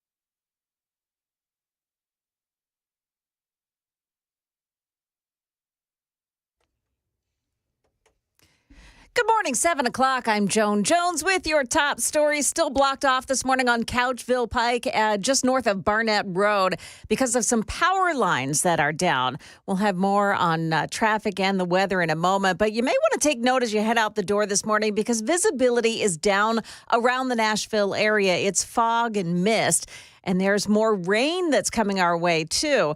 We'll start out the day with some light rain this morning. Getting more widespread as the day does go along. So through the afternoon and into the evening, some good steady pockets of rainfall. I think it's important to note now the storm system's slowing up a little bit. So looking like Saturday evening into early Saturday night could be when some of the heaviest of the rainfall comes down. And also when we could have a severe weather threat. Now, Channel 4 Stefano DiPietro there. Keep it here on WTN, and we'll stay on top of all that weather that's headed our way. All this rain is causing problems for some folks living in White House who tell Channel 4 that construction on 5,000 homes in their area is leading to flooding on their properties. Where I live, there's a house beside me, and it kind of runs down toward my yard, so I get all the rain, so...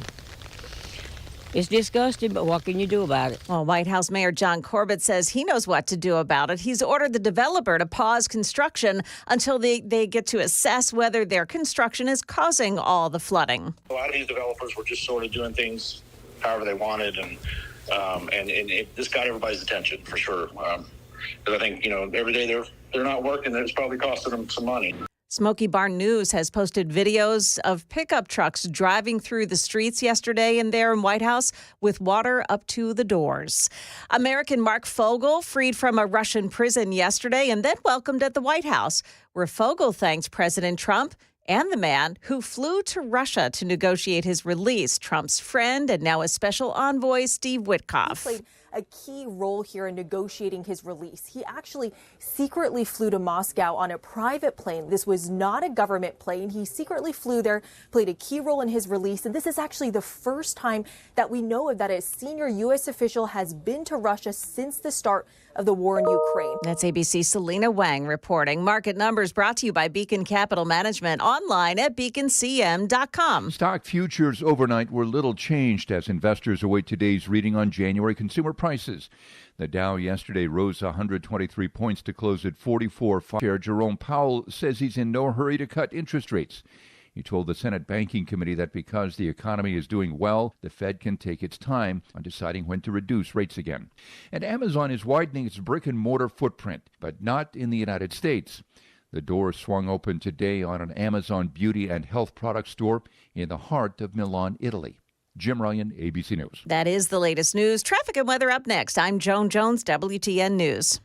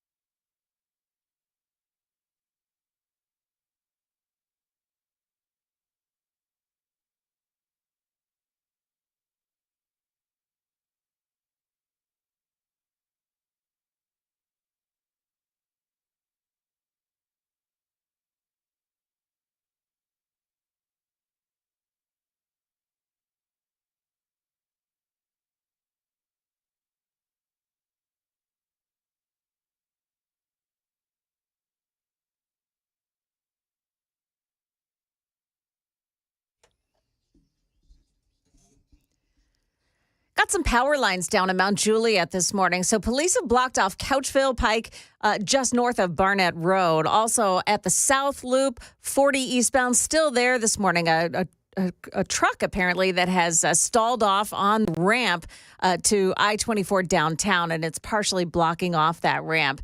And in Old Hickory, it's Robinson Avenue at Bridgeway Avenue. An accident reported there by police. Traffic every 10 minutes every morning on Super Talk 99.7 WTN.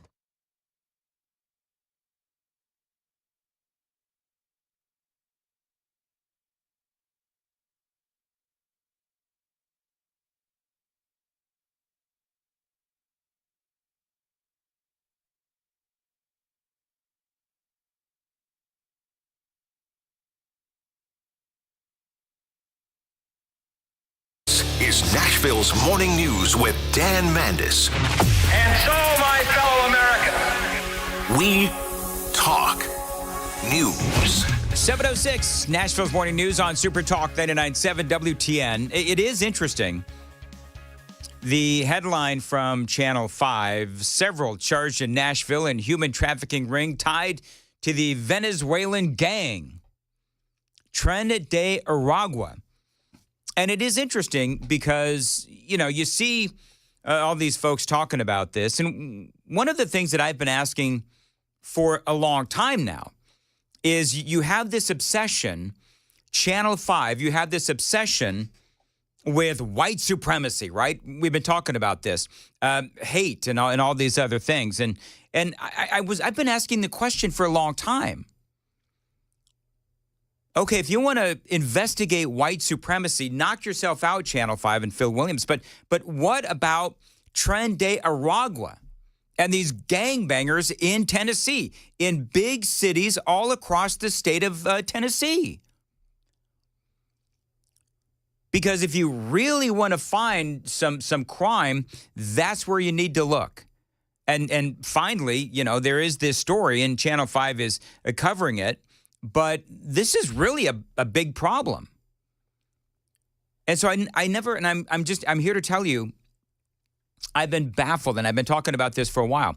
I've been baffled about this constant investigation over at Channel 5 with, white supremacy and all this other stuff and white nationalists and all this that they're investigating.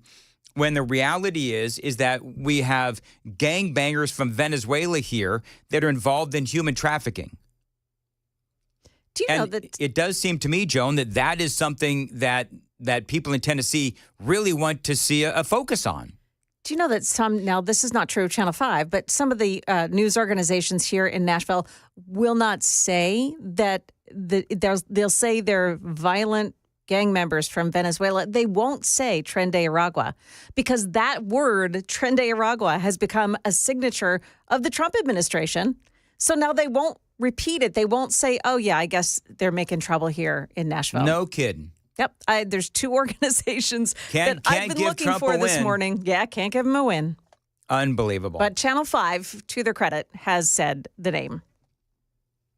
I don't know why there is this, and we talk about it all the time. I don't want to dwell on it, but this reflexive action by the members of the media, including here in Nashville, where they're so left-leaning that, like, every story is framed in such a way that you can't give President Trump a victory. And here's the bottom line. I don't know at this point if anybody really even cares much about the mainstream media at all. I mean, let's just be honest. I mean, at this point, I'm mentioning them less and less, to be perfectly honest. It's interesting. The reason why I mention the mainstream media oftentimes these days, the leftist media, is because of how just tone deaf they are and about how they clearly show their true colors every time there's a story about Donald Trump, because they'll either frame it in a negative way or it's framed in such a way where they can't possibly give Donald Trump credit. I mean, we got a great story this morning, and I'm sure that the networks are covering it, but it's a great Donald Trump story. And it's a story, and by the way, real quick, let me play this real quick. There is a story over there on CNN, and it's Harry Enton. And everybody knows Harry Enton, right? Harry Enton is, the numbers guru over there on CNN. And they're talking about, just like CBS had to do the other day, they're talking about how popular Donald Trump is right now. This is the audio of Donald Trump's numbers. This is Harry Enton on CNN. You know, I think one of the things that's so important for politicians is for folks to believe what they're saying and that they're keeping their campaign promises. So I think this gives you a pretty gosh darn good idea of what may be going on. Trump's doing what he promised to do. You go back to April of 2017, it was just 46% of all Americans who said that Trump was doing what he promised to do. Compare that now to February of 2025. You know, there was a good show that was on during the 1990s called A Different World. That is what's going on right now. We're living in a different world. 70% of Americans say Trump is doing what he promised to do. Again, compare that to April of 2017 when it's just 46%. When Americans are 24 points more likely to say that you're doing what you promised to do, it's no wonder that your net approval rating is much more likely to be on the positive side of the ledger than on the negative side. And so far, what we're seeing, again, is Americans, 21 days so far versus just 11 days during his entire first term, that Trump has a positive net approval rating. I mean, there you go. I mean, that is CNN. We saw CBS have to choke on their words earlier this week when they were reporting on Monday a similar story of Donald Trump doing what he campaigned on doing. And really every day, every single day, you have something positive or a lot of things positive to report about Donald Trump doing what he said that he was going to do. It's a great morning in America because there's been a Russian hostage, Mark Fogel. He has been released from a Russian prison. Another one apparently is going to be released. Did Joan watch the news? I know that you are. Yeah. There's going to be another prisoner that is supposed to be released today at some point. Yep. So this morning we do celebrate the return of Mark Fogel. He was arrested in Russia. He was sentenced to 14 years. He had some medicinal marijuana on him, which, again, had been prescribed by an American doctor. He spent well over 3 years in that Russian prison. Last night, Donald Trump, trudging out in the cold, welcomed him home last night. And Secretary Rubio, who met my son a while back, I'm a middle-class school teacher who's now in a dream world. We're going to show you the Lincoln bedroom in a little while. It's a very special place. Appropriate for tonight. Very appropriate. And thank you all. You could tell. Oh, he yeah. is so emotional. So emotional.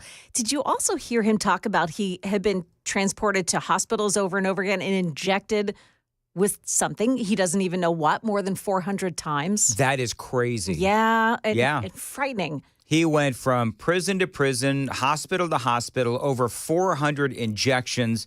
And he woke up yesterday morning in a Russian prison. This morning, he wakes up in the Lincoln bedroom. And so it is an amazing story. And to me, this is all about peace through strength. Yeah. Donald Trump persuaded Vladimir Putin to release an American hostage. We didn't give anybody up. We didn't have to give anything back. We basically, Vladimir Putin, this was almost like a good faith release is what Vladimir Putin did. The White House is saying they gave up nothing. It was a goodwill gesture, if you will, from Vladimir Putin. As Donald Trump, let's all be honest, Donald Trump has been flexing on the world stage. He's been going after Canada. He's been going after Panama, Greenland, Mexico, and all of these other countries. And Vladimir Putin figured, okay, you know what? I'm going to give up Mark Fogel. Might be somebody else he's going to give up as well. Coming up, after we check the traffic, it's a rough day traffic-wise. After we check the traffic, we're going to hear from Mark Fogel's mother, 95 years old, and also, why didn't this happen under Biden? Why was Mark Fogel not released under former President Joe Biden? Details straight ahead on Super Talk 99.7 WTN. 7:15, time to check the roads on WTN.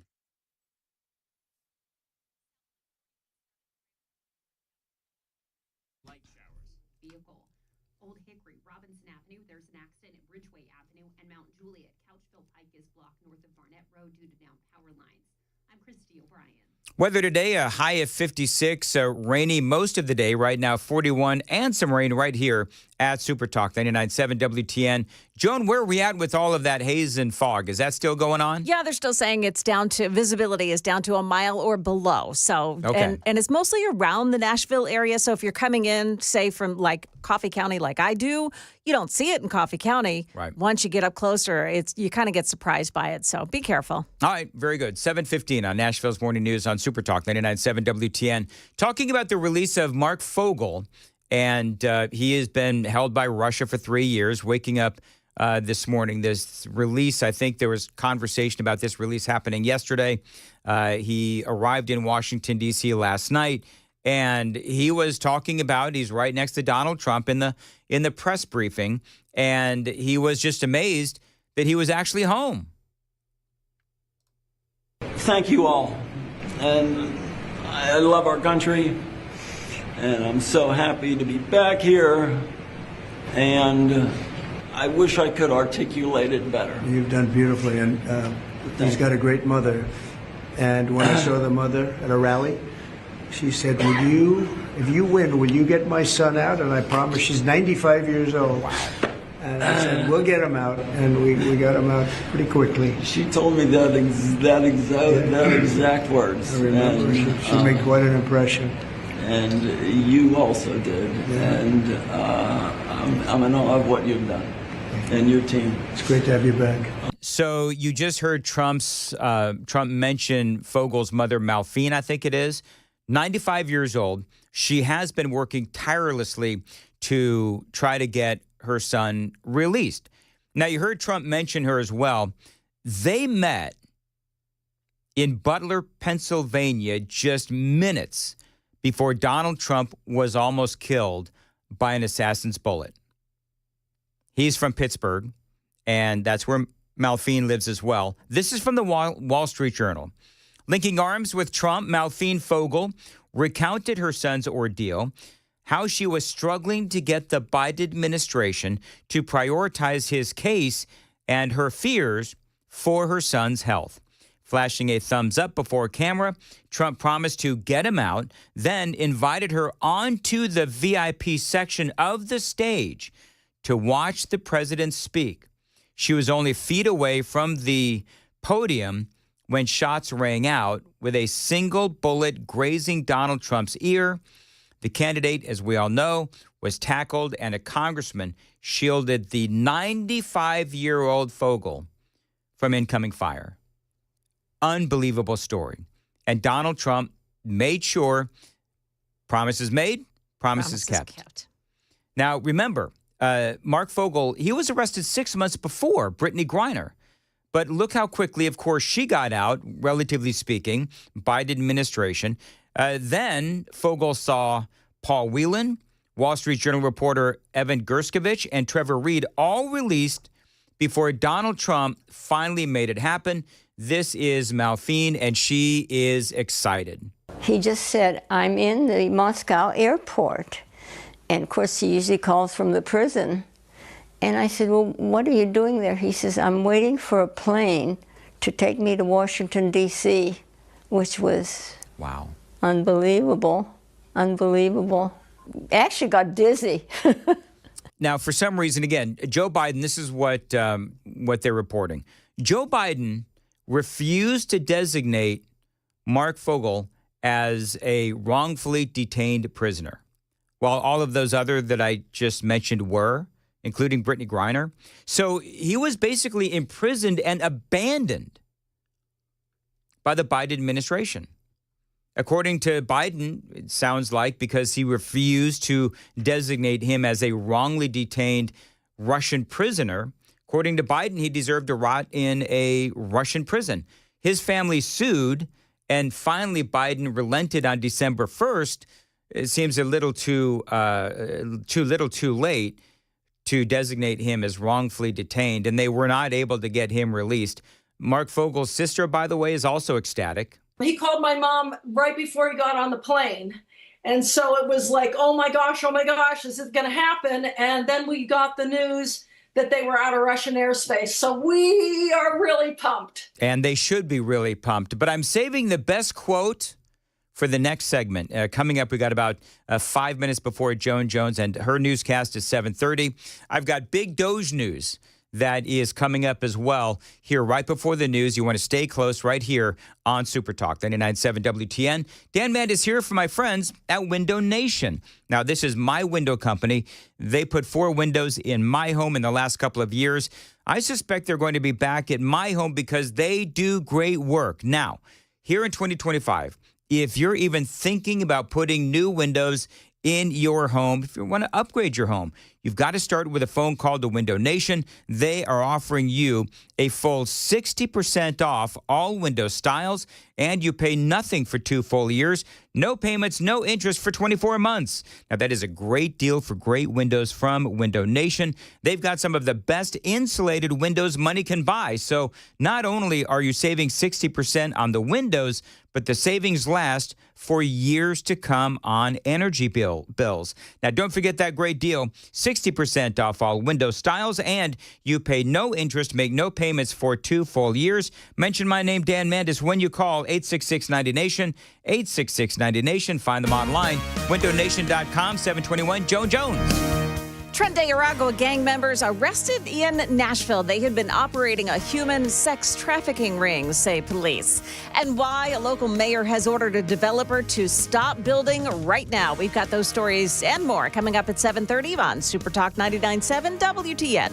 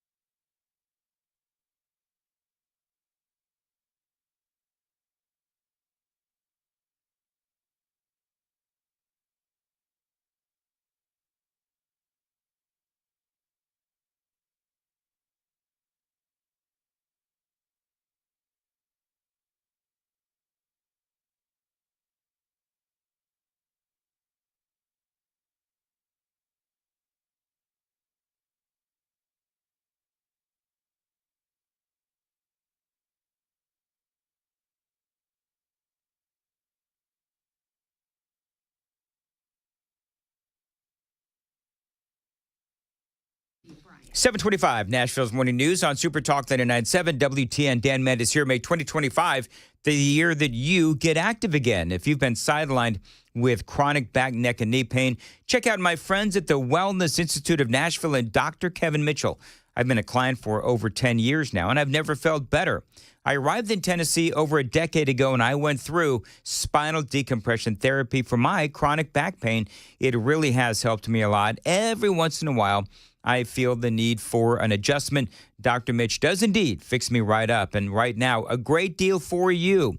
The Wellness Institute of Nashville is offering the Big 47 offer in honor of our 47th president, 47% off spinal decompression. That is a great deal. Call them today. Tell them Dan told you to reach out. 615-246-5009.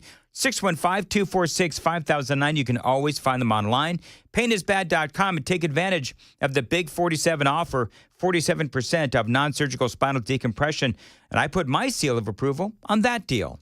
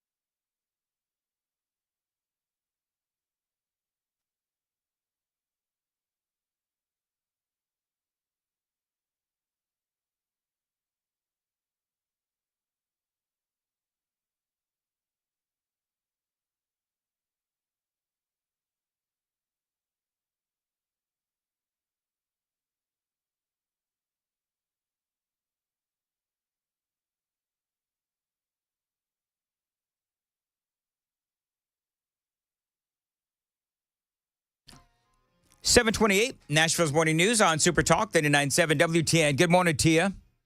Mark Fogel, a prisoner in Russia. Donald Trump was able to convince Vladimir Putin to let him go. Another prisoner is supposed to be released today. And there's some people that are bagging on Mark Fogel because he had medically prescribed marijuana in Russia. And people are basically saying on the super text line, well, I guess he won't have pot in Russia again. I don't think Mark Fogel is going to be going back to Russia again anytime soon. He is glad to be back in America, and he is really happy that Donald Trump won office because he says that the current president did amazing work to secure his release. I feel like the luckiest man on earth right now. And I want you to know that I am not a hero in this at all. And President Trump is a hero. These men that came from the diplomatic service are heroes. The senators and representatives that passed legislation in my honor to get me home are the heroes. So, great deal with Mark Fogel being released. Got another prisoner set to be apparently released today. Watch us on YouTube. 10 a.m., by the way. 10 a.m. Eastern Time, 9 o'clock our time. This person will be released. Okay, great. Do we know who it is? We don't. Okay. Yeah. So, good. We'll hear about that. Looking forward to that. Watch us on YouTube. Like and subscribe to the channel, if you would. That's how I suggest you watch the radio show, is on YouTube. Type in Supertext 99.7. You can also take the Daily Dan poll. Today's poll, Caroline Leavitt, what is she going to do after her time in the Trump administration? Will she become a congressperson in the Senate? Will she become a governor? Will she go work in media, maybe Fox News? That is the Daily Dan poll so far. KGB? Well, it moved up. A majority says Fox News with 64%. 13 is House of Representatives, 15% is Senate, and only 8% is governor, for much like Sarah Huckabee Sanders. All right, very good. News now, right here on Super Talk 99.7 WTN.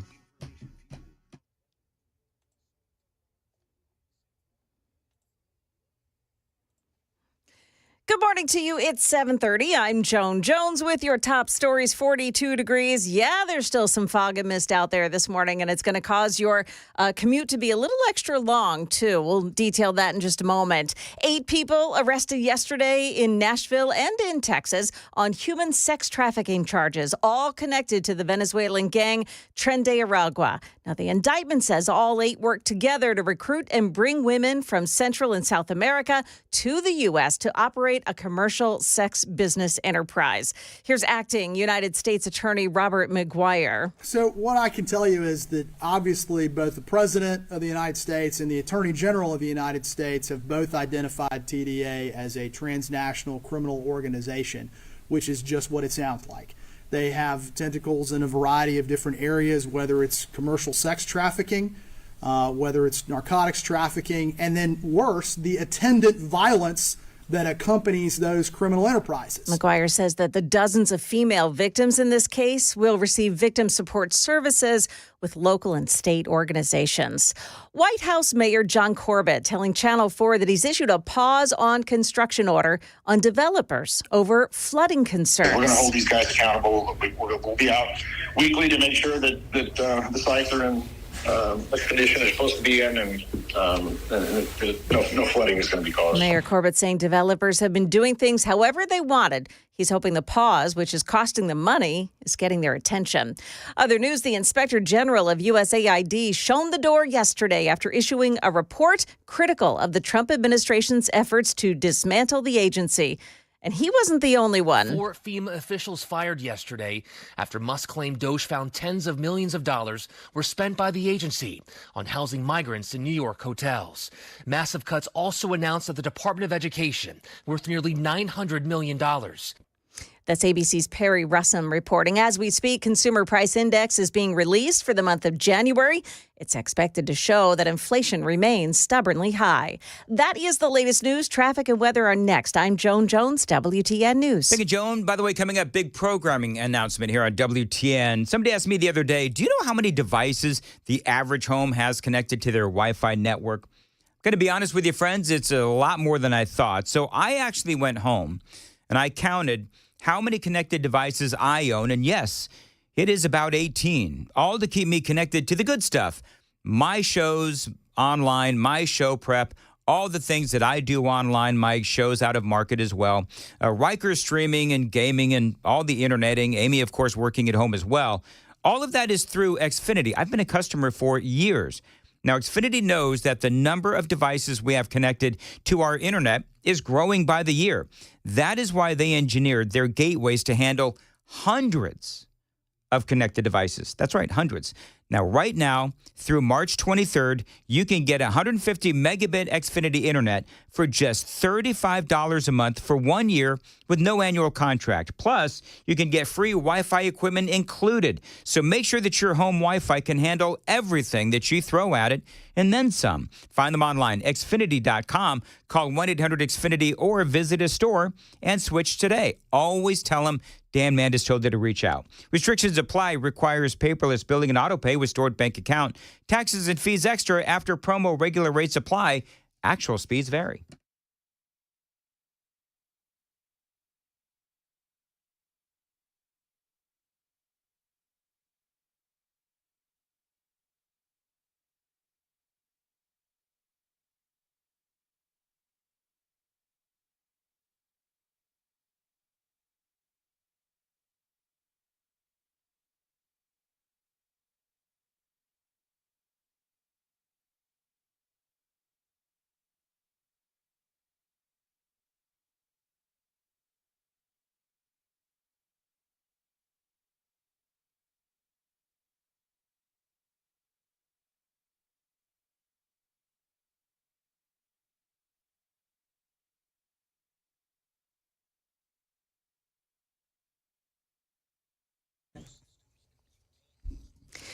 Still have some power lines down in Mount Juliet this morning. So police are still out there at Couchville Pike at Barnett Road, blocking the roadway. Got an accident too in Old Hickory, Robinson Avenue at Bridgeway Avenue. Traffic every 10 minutes every morning on Super Talk 99.7 WTN. Thank you, Joan. 7:35 on WTN. Dan Mandis here. You know, when I first started thinking about lens replacement to treat my cataracts, I was nervous because I had all kinds of concerns running through my head. Was it painful? How long is the downtime? I'd also heard a lot of myths like you'll still need glasses or the results are not permanent. But during my consultation with Dr. Horn at Vision for Life, he took the time to answer all my questions and address the common myths.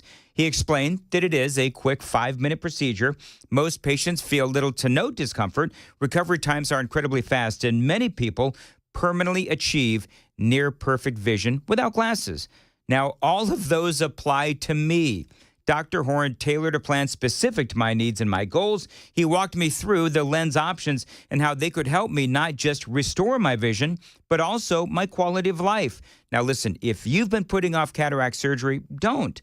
My biggest regret is that I didn't do this earlier. Call 615-436-2020, 615-436-2020. Tell them Dan Mandis told you to reach out. Find them online, visionforlife.com.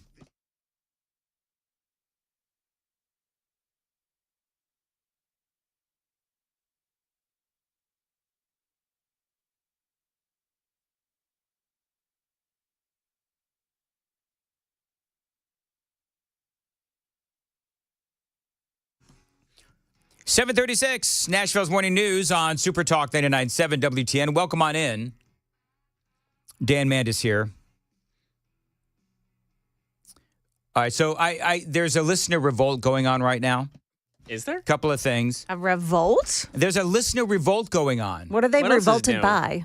They are revolted by the voice of Maxine Waters. Now, for the record, I haven't played her in an hour. It lingers, Dan. That voice lingers in your head.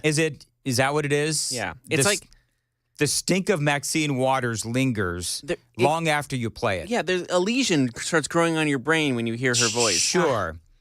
Well, because she is a lesion. There was great video yesterday of somebody like a normal Joe tracking her down and saying, hey, what about that big black limousine or car, I guess, that's paid by taxpayers? Is that yours? Why don't you want to have Doge go in and assess things? What's wrong with you? Okay, great point, Joan. I've got to get that audio. So you're right. I saw that. There's some dude running around, and he's going after the likes of Maxine Waters. There's a lot of curse words in it. Yeah, there are. So I remember that. It's going to take a lot of editing. Her people keep shoving him. Yeah, the people they won't let him get anywhere near Maxine Waters. Or Pocahontas. I mean, she's walking. What?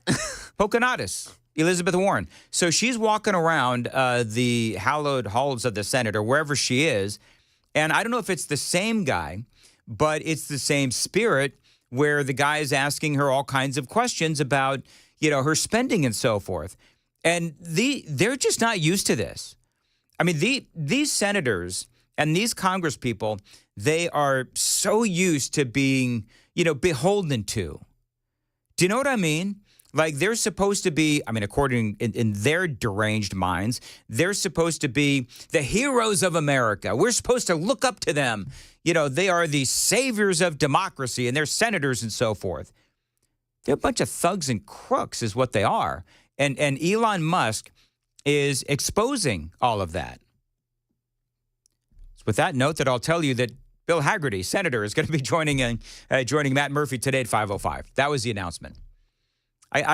When I said it was a programming announcement, that's what I meant. I didn't mean like there's going to be a big programming announcement. I'm just telling you that Senator Bill Haggerty, who I don't believe is a crook or a thug, will be on with Matt Murphy. That's going to be at 5:05 right here on Super Talk 99.7 WTN. I love this. Terrified staff, listen to this, Joan. Terrified staff left hysterical as well-drilled Doge nerds storm hyper-woke Department of Education. And in the process on Tuesday, they saved, they say, over $900 million. Boom. So the Doge nerds come in And I guess there's like 16 of them. And just in a matter of, a few hours, they were able to save $900 million there at the Department of Education. Oh, it's going to be a lot more than that when they dismantle the entire Department of Education. But I do find it funny how the picture that they paint here. As many as 16 Doge team members have entered the premises as the agency begins to be ripped apart. They stormed into the Department of Education. They say a Representative Melanie Stansbury, a Democrat out of Maryland, described the terror agency staff are feeling after Musk's team entered to actively dismantle the institution. Could I ask a question? How do these people live life? Like, I remember, and Joan, I don't know if you've ever gone through this, but many people who actually work in the private sector have gone through this, where a new boss comes in and they start, company's been sold, radio station's been sold, and in comes the representative from the new company. And they start talking to the general manager, they start talking to the salespeople, and they start peeling back the onion. Yep. And they want to know, why are you not making money? Who's not pulling their weight? Why are we inefficient? Why are we still doing whatever it is that we're doing and the results are not good?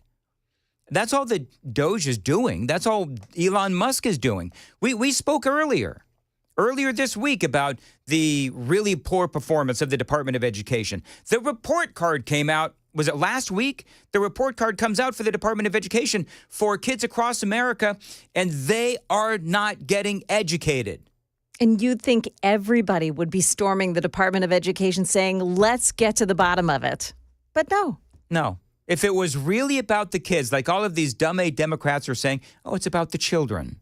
If it was really about the children, they would dismantle the Department of Education, and all of those bureaucratic salaries would go to the states to hire more teachers, buy more computers, do whatever they needed to do to better the education of kids here in Tennessee, and fortify those buildings as well, by the way. And be accountable to local leaders. Be accountable to state leaders. It doesn't have to go all the way to the bureaucracy of D.C. Be accountable locally. Yep. I love this because they're talking about the terror that the Department of Education people faced. They're in the building. They're on the 6th floor, canceling grants and contracts. This was in an interview with the Huffington. Apparently, this woman was actually on the phone while the nerd storm happened inside inside the Department of Education. She says, it's not legal. They know it's not legal. I spoke to two of the smartest people I know, Brian Wilson and Hans von Spakovsky. And I've spoken to a lot of people a lot smarter than me. They're saying, of course it's legal. And Elon Musk, another one. Donald Trump, another one. That are saying, of course this is legal. I mean, Donald Trump, it just sounds cliche to say at this point. We all know. Trump campaigned with Elon Musk saying that this was going to happen. Even during the campaign, Donald Trump talked about getting rid of the Department of Education.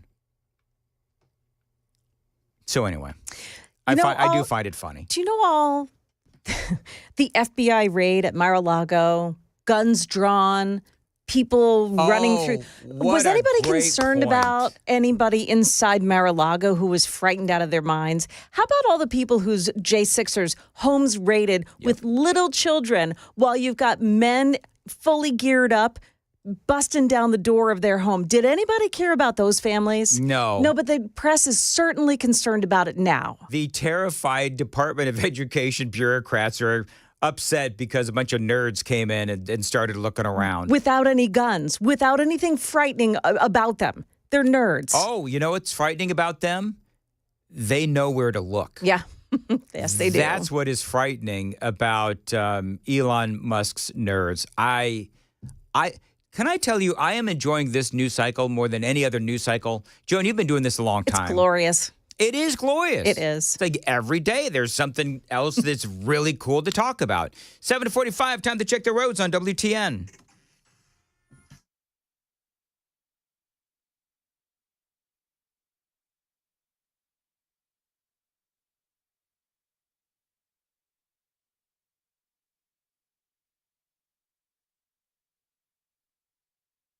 Very good. Weather today, a high of 56. Rain, I'm told, has stopped for now, and it is 42 degrees at Super Talk 99.7 WTN. So Elon Musk, speaking of Elon, he was in the Oval Office. You've probably seen some of this video.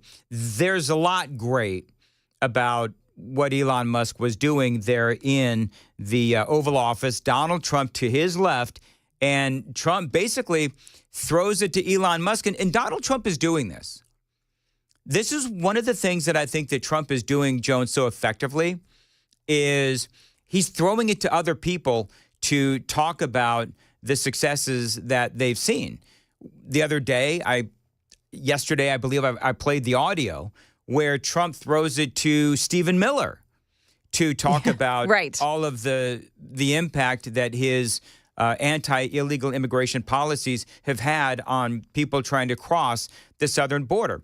And so this seems to be part of the transparency of the Trump administration, is Trump sitting there at the Resolute desk, and he's got Elon Musk or Stephen Miller or somebody else from his administration saying, why don't you tell him how great we are? Go.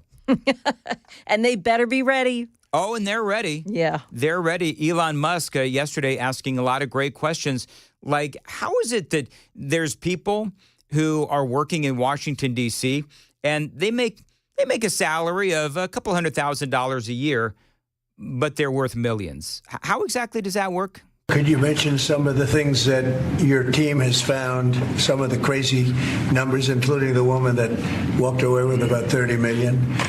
Right. Etc. Well, we do find it sort of rather odd that there are quite a few people in the bureaucracy who have ostensibly a salary of a few $100,000, but somehow manage to accrue tens of millions of dollars in net worth while they are in that position, which is what happened at USAID. We're just curious as to where it came from. There seems to be mysteriously they get wealthy. We don't know why. Where does it come from? Yeah, I mean, it's a valid question, is it not? I mean, if you're a bureaucrat and you have a salary, it's the same with Congress people, by the way, where you have a salary of a couple $100,000 and suddenly, you've got bank of millions.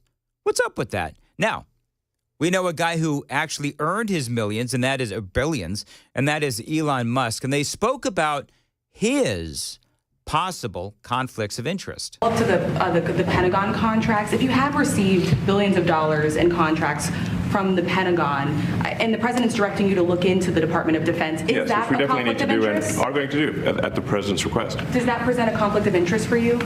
No, because you'd have to look at the individual contract and say, first of all, I'm not the one, filing the contract. It's people at SpaceX or someone who will be putting for the contract. And I'd like to say, if you see any contract where where it was awarded to SpaceX and it wasn't by far the best value for money for the taxpayer, let me know, because every one of them was. Did you hear that last part? I didn't understand it as much. Go ahead. Basically, what Elon Musk said is that you go ahead, you go over the contracts that I have with the Defense Department specifically, whatever. And if you see a contract that was not in the best interest of the American people, if you see a contract that you think is a ripoff, you let me know. Elon Musk is demanding transparency and efficiency for himself. Mm-hmm. He's literally inviting transparency. He says, my deals are the best deals, and prove me wrong. His companies, by the way, and I've gone through this a number of times, his companies touch multiple agencies. Of course, NASA with SpaceX, Tesla with the Department of Education. He has ties with the Department of Agriculture. It goes on and on. So I guess my point is that he's got intimate knowledge of all of these contracts, I would assume, and he knows that they're good deals for the government. Otherwise, he wouldn't be inviting his own scrutinization. Scrutiny. I don't know if scrutinization is actually a word, but he wouldn't be inviting scrutiny. It is now. We'll just add it to the dictionary. It's Could you fine. just add that to the list of Danierisms? Yeah, They added irregardless to the dictionary. They'll add anything. There you go. Did they really? They added irregardless in to the Webster's dictionary? They added irregardless, even though it's a double negative and not a word. All right, very good. It's also kind of funny about how what's the dumbing down The of dumbing society. down of America, yeah. But it's kind of funny how in many in the media, they're suddenly interested in conflicts of interest with Elon Musk when very few, and I've said this before, very few seem to care about the conflicts of interest with the FDA and Big Pharma. And this incestuous relationship where these bureaucrats in the FDA they go back and forth between the big pharmaceutical companies and the FDA. I think I read 9 out of the last 10 FDA commissioners also worked with and led some of these big pharma companies. So the FDA is supposed to be regulating the pharmaceutical companies, but these commissioners have clearly a very cozy relationship with all these folks. Media hasn't been, the leftist media, they haven't been pearl clutching over this. By and large, the media seem to not care about that. You know who did? RFK. That's been one of his big things for a long time, is the conflicts of interest between the pharmaceutical companies and the FDA. There's also coming up, we talked about this earlier, it is an amazing story of federal workers being able to retire and how the federal government can only handle so many retirees in a month because of the incredibly, I don't even know if I could call it antiquated. It's just the bizarre way that they handle retirements at the federal level. We're going to talk about that and a whole lot more. Joan Jones has the news today. Joan. A high school senior gets arrested for something that was found stuffed in his glove box. That and more coming up here at 8 o'clock on Super Talk 99.7 WTN. Thank you very much. You know what I discovered in my glove box yesterday? You talk about what was found in that kid's glove box, whatever it was. Yeah, an old tuna fish sandwich? No. Oh. A bag of Cheez-Its. Did you eat Am I them? the only one that squirrels away food sometimes? Yeah. Like no, I do that. I squirrel away food. I have don't know why I do walnuts that. in my glove box. Do you have walnuts in your glove box? You know, I can almost guarantee you if I went under my seat, I would find probably some 2-year-old French fries. I'm not sure why I brought that up. Hey, 752. You know what? Let's go to the super text line. What weird things do you have stowed away in your car? Love it. Good. There you go. Super text line, 615-737-9986. A little random. Dan Matt is here for Busy Bee Plumbing, Heating, and Cooling. Now, they're keeping you warm this winter with some great deals for listeners to Nashville's Morning News. You can get a free air duct cleaning when you buy a new complete whole home AC. How about a free air duct cleaning package upgrade? You buy the middle package, you are automatically upgraded to the deluxe. Maybe you want a free furnace checkup with any heating repair service. You can also get 15% off of indoor air quality products. I love Busy Bee Plumbing, Heating, and Cooling. Every month, they have new ways to save you money. Become a Beehive member like I have been for over 10 years. A great way to save money by maintaining your HVAC over the long run. Call them. Tell them Dan told you to reach out. Busy Bee Plumbing, Heating, and Cooling, 615-775-7833, 615-775-7833, busybeehvac.com.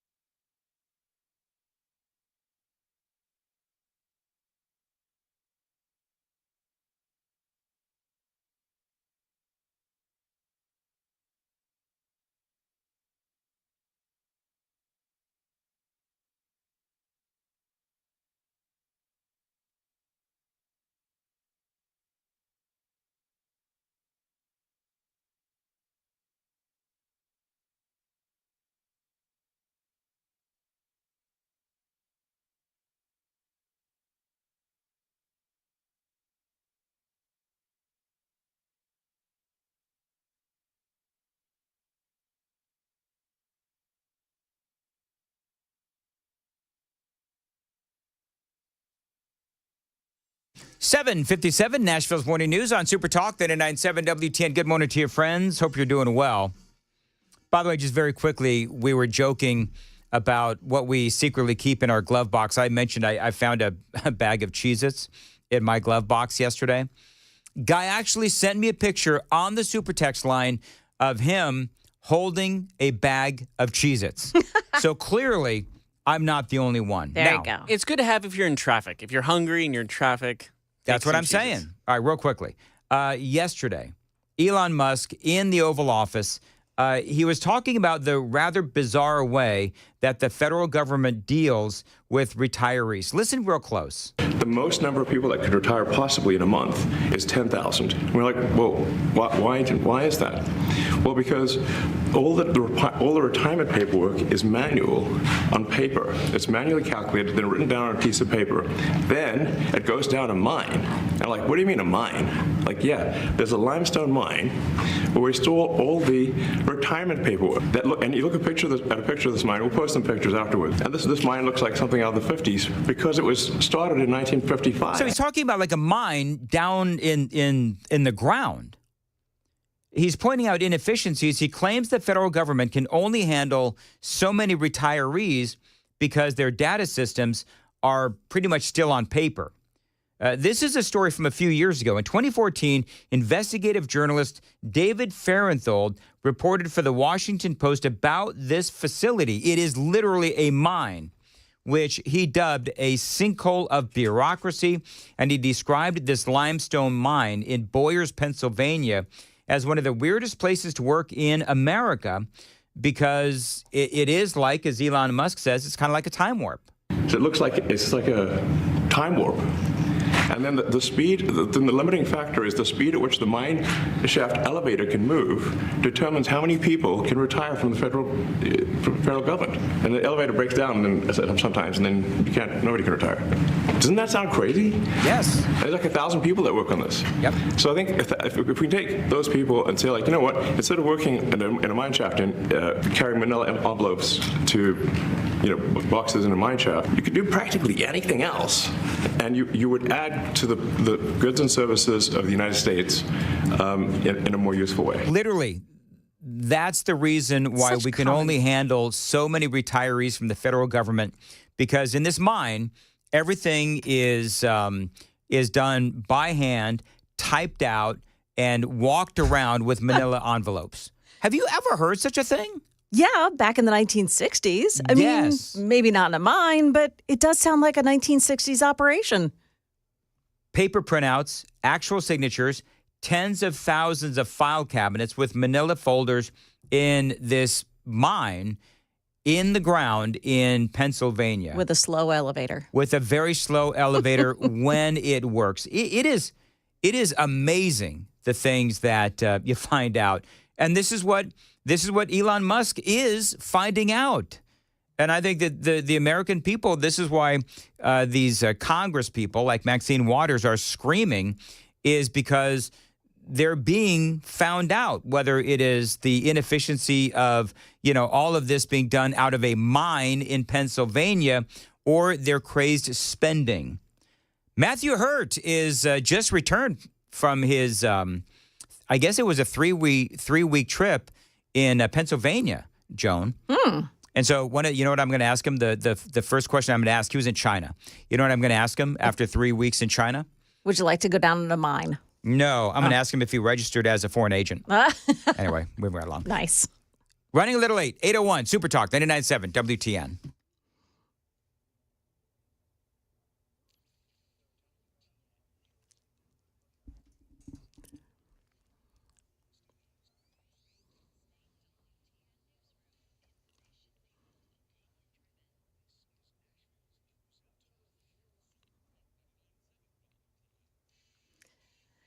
Yeah, 8:01, I'm Joan Jones with your top stories. No sun again today. In fact, we're getting more wet weather, according to Channel 4's Stefano DiPietro. Most of the rainfall this morning is very light.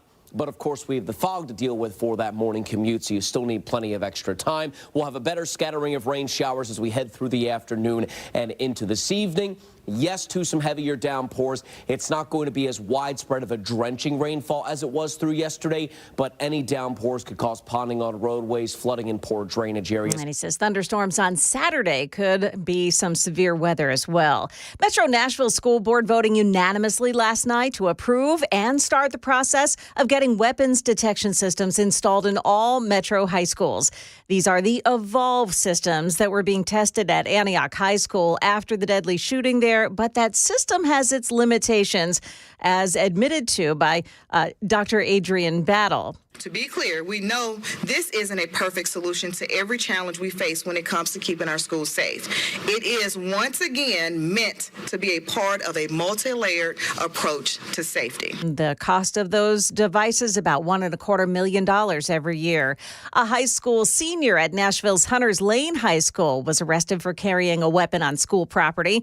School administrators found a loaded handgun and 5 magazines in the glove box of his car. Police say the car matched the description of one that was seen during an attempted break-in into vehicles last week at an after-school basketball game.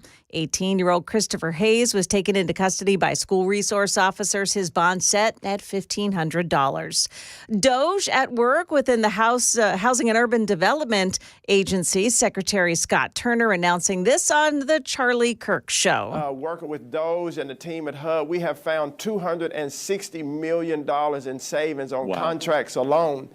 So with President Trump's leadership and finding all the waste, fraud, and abuse and streamlining our processes, I'm happy to announce, that we have found $260 million in savings already and to soon find more so that we're good stewards over taxpayer dollars. Market Numbers Report brought to you by Beacon Capital Management, online at beaconcm.com. An inflation report, the Consumer Price Index, came in at 0.5% higher in January, and that was much more than expected. Now it's pushing futures lower this morning. The Dow futures are dropping. They're down 405. NASDAQ futures minus 229. The S&P futures, they're losing 60 points. That's the latest news. Traffic and weather next. I'm Joan Jones, WTN News.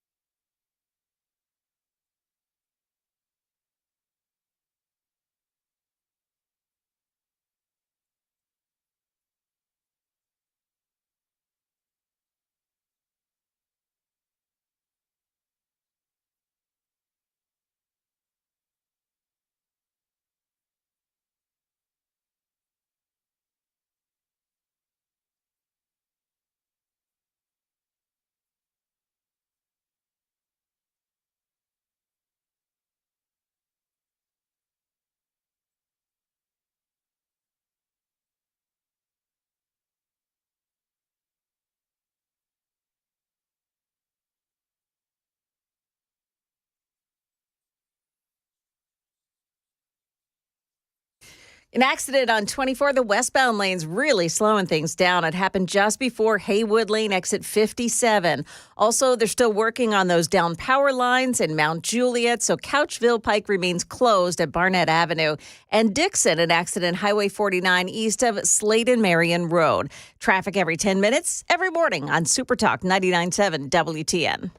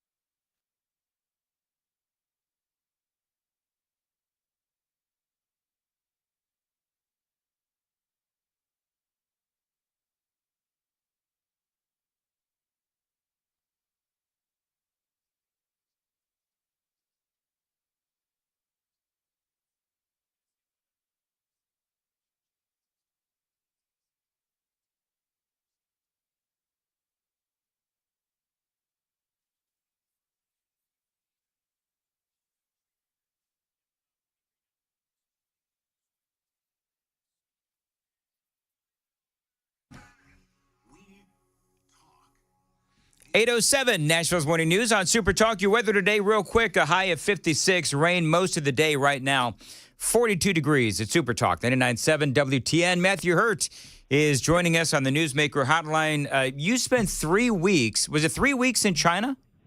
Just about 3 weeks, Dan. It was a really great experience, honestly, and probably going to upset some of your listeners, but 3,000 years of culture, of history, of art, of food for the Lunar New Year, which was at the very end of January. And on the personal side, my girlfriend is from there, and this was my second trip. And so I am not, in fact, registered as a foreign agent. I try to stay away from three-letter officials, both in this country and abroad. And so spent plenty of time with family and no time with intelligence officers. But it's great to be back stateside, where we are 13 hours behind the time in China. So I'm adjusting this morning. All right. So let me ask you just real quick. You were there in China during this discussion regarding President Trump and the tariff war between China and America, so on and so forth. Is any of that discussion making it to the people of China, or is that just completely blocked out, or is it presented with a spin pro-China? It's a great question, Dan. Every night on Chinese television, they have state news, and I watched quite a bit of that. Kind of like CNN here? Kind of like CNN. The last time I was there in 2023, there was conversation about BRICS, which was sort of the economic collaboration between China and the Southern Hemisphere. There was a lot of coverage of that back in 2023. This time, the Chinese state media was mostly focused on Lunar New Year and I think the winter qualifying Olympics activity that is taking place in Asia right now. So there was almost no U.S. news, no talk of tariffs, and just anecdotally. Now, I didn't go over there to do any business, and so I didn't have any high-level conversations with folks. But going into the grocery store, going into the restaurants, there did not seem to be any of this news that had permeated the general population. And so most Chinese people do get a significant amount of their news from an outlet called China Daily on their phones or from CCTV on television at night. All right. And there was almost no conversation about that. 8:10, Nashville's Morning News on Super Talk 99.7 WTN. Elon Musk, where are you? Well, he was in the Oval Office. I got to ask, Matthew, what was your reaction to Elon's rather epic appearance to the right of Donald Trump as Trump sat at the Resolute desk? This is so exciting. The one thing I did stay tuned in with over the last 3 weeks is news in the United States. And did you listen to me in China? I did not listen. I didn't know that the connection would be fast enough. It did take long enough to get onto the website where I do consume news. But there has been so much that has happened over the last 3 weeks that I think are the benefit of the American people. And 4 years ago, nobody elected Dr. Fauci. Nobody elected these dozens of other bureaucrats who then used government to punish the American people. And I'm so excited to come back. I've come back to a totally changed country where Elon Musk has used the efficiency of the private sector by hiring, quote unquote, these kids to go in and root out waste, corruption, fraud, abuse in the system, and then to give federal employees an incentive to get out. You can resign, and what ends up happening there is they won't backfill the positions, and they'll hire people who will do the jobs. Today, there's snow on the ground in Washington D.C., and OPM said you've still got to come into work. The work that we're doing is too important, and so a lot of federal employees are very mad that they had to come into the office. I've of course, been in the office since about 5:30 this morning, and so there is a lot going on, and there's a lot of optimism, and the polls seem to show that the American people support it. So this is, what a time to be alive. And Elon Musk is, I think, doing a significant service to this country in showcasing a lot of this stuff. And I'm so glad that Donald Trump has put him in such a position of importance. Well, and the thing is, and I know you're all caught up now, so you know what's going on with the resistance. The resistance isn't just, Democrats working within the federal government. You've got all of these federal judges.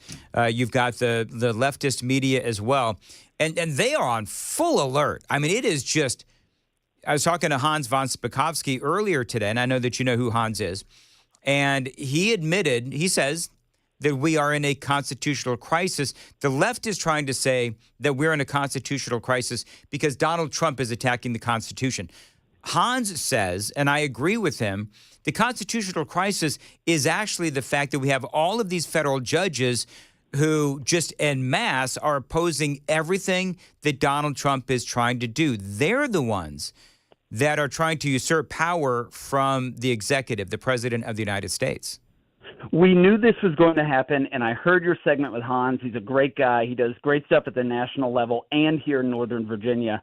And the resistance among the grassroots leftists that we saw in 2016 and 2017 does not exist, but the resistance in the federal government, and in particular, Biden and Obama appointed judges are doing everything they can to slow the progress. And we know government works at a snail's pace, and so a lot of what Elon Musk and his team and those who are coming into the various departments are doing is quicker than government has ever acted before, and that has caused a bit of a shock to the system, and people are dealing with that. But certainly these judges and the other entrenched deep state staffers in these departments are being shown what is happening, and the Trump administration knew they were going to have to litigate these, and I think other judges and even the Supreme Court will side with Trump. As Hans said earlier this morning, will side with Trump more often than not. Well, and the thing is, federal judges have stopped Democrat presidents as well,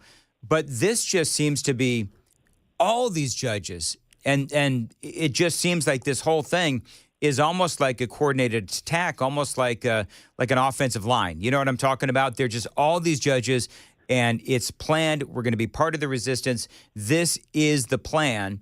And I believe that all of this will eventually go to the Supreme Court, where I believe most of the things that Donald Trump is looking to do will ultimately get the pass from the Supreme Court, and most, if not all of this stuff, will eventually go through. Fingers crossed on that. 8:15 on Super Talk 99.7. Matthew Hurt is joining us. Time to check the roads on WTN.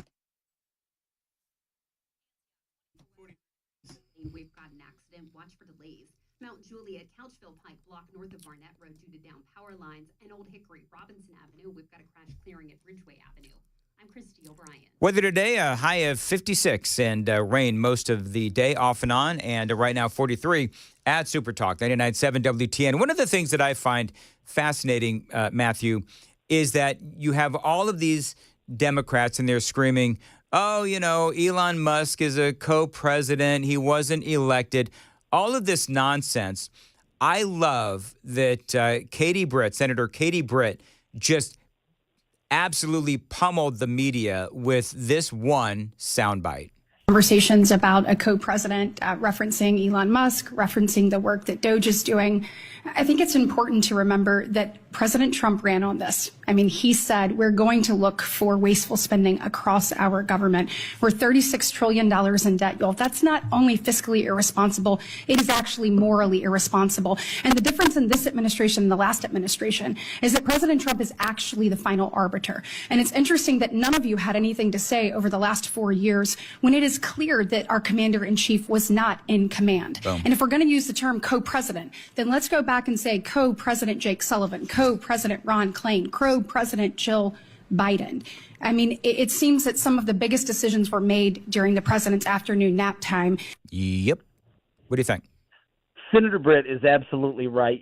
President Trump took Elon Musk on the campaign trail in the final 6 or 8 weeks of the election. There was no question that he was going to be a significant player in this administration, and many people voted for it. As a small L libertarian who operates in the political system, I enthusiastically voted for Donald Trump, and this is one of the reasons why, because he promised to put people into places in government like Elon Musk and like many others who are being confirmed through the Senate now to change the way Washington works. And Senator Britt is right, and these are exciting opportunities. My advice to your listeners is we can't just say that November 5th was Victory Day. They have to keep pressure on these senators, and some of this stuff with USAID funding and others, there will be Republicans like Senator Lindsey Graham and others who are going to try to slow things down and slow some of this progress, and we have to hold those individuals accountable as well. Yeah, and I do find it interesting where I think Hans used a great term earlier, a great phrase earlier today. It's like the Democrats are dousing themselves with fire and taking a match and just blowing up the party. They think that they're part of this resistance and that they're doing something productive. The only thing that they're doing is like every day we see Maxine Waters. Every day we see Elizabeth Warren. We see all of these Democrats in front of podiums and so forth screaming about Elon Musk and complaining about what he's doing. Well, the reality is, as Katie Britt just said, people approve of what they're doing. That's number one. But number two, the results. I mean, we are finding out some gross expenditures. You know, people that are 150 years old still collecting Social Security. What's up with that? Gross inefficiencies. How does people who only have a salary of a couple $100,000 end up as millionaires many times over? So they're finding a lot of stuff, and I think that what they need to do is they need to, and I've said this 1,000 times, but you need to put on one side of the screen Maxine Waters and all of these other idiot Democrats on the other side of the screen as they're complaining about Doge. All of the waste, just a scroll up, all of the waste that we have found out from the federal government. I think they're clearly hiding something. Well, Congressman Tim Burchett from East Tennessee, who used to be down in the state capitol in Nashville, he's highlighted a bunch of this on his Twitter and X account. He's doing a great work. To quote Vice President J.D. Vance, I don't care, Margaret, about the hair on fire activity of the Democrats.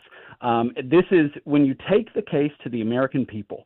Do the American people think we should support our families at home, to support the troops abroad, to make sure that government does what it's supposed to do for the American people? 9 times out of 10, they're going to say we want to prioritize domestic spending on American priorities over transgender operations in Guatemala or whatever it happens to be. Yep. And though these may only be a fraction of the federal budget, they are symptomatic of an out-of-control leviathan, as has been said over decades, a leviathan that is wholly unaccountable to the people.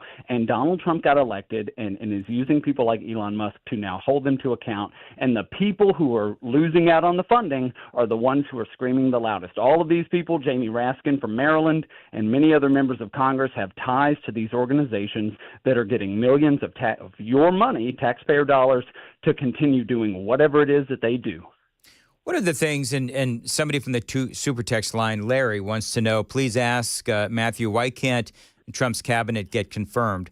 It sounds like Tulsi Gabbard is going to be confirmed today, actually, at 11 o'clock. At least that's what I'm hearing. My sources on the ground. But Pete Hegseth did get confirmed. I know that Vice President Vance has done incredible work in behind-the-scenes discussions with the problematic senators. It seems like so far things are going well. We'll have to see about RFK, but what do you think?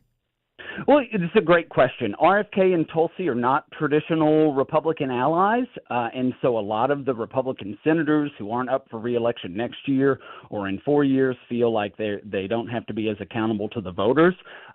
Generally, there's deference given to the president, but he is doing something that is, that we haven't seen before.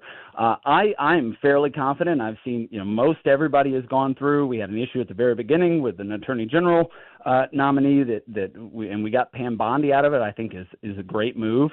People like Pete Hegseth and what he has done already in the position, we're seeing success in this administration, and the left doesn't have a messaging component, and Donald Trump and his team are working so quickly that the left cannot go from crisis to crisis and make the case to the American people. There's no unified messaging. It's just important for your listeners like Larry to pick up the phone and call Senator Blackburn and call whomever and say, make sure that you're advocating for these people, make sure that you're voting for the nominees. Well, and we're going to have Matt Murphy is going to have Senator Bill Hagerty on this afternoon. I'm positive that'll come up.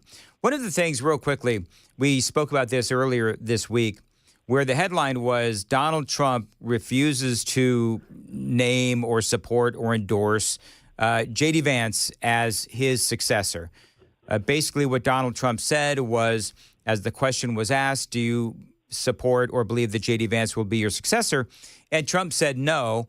And then he went on to say it's too early, so on and so forth. What do you think about this? Is launched beyond the midterms, and let's go to the next presidential election.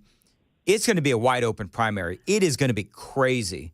I'm thinking that you're going to have Ron DeSantis. You're going to have J.D. Vance. I'm sure that there's others that are going to be out there. What do you think about J.D. Vance?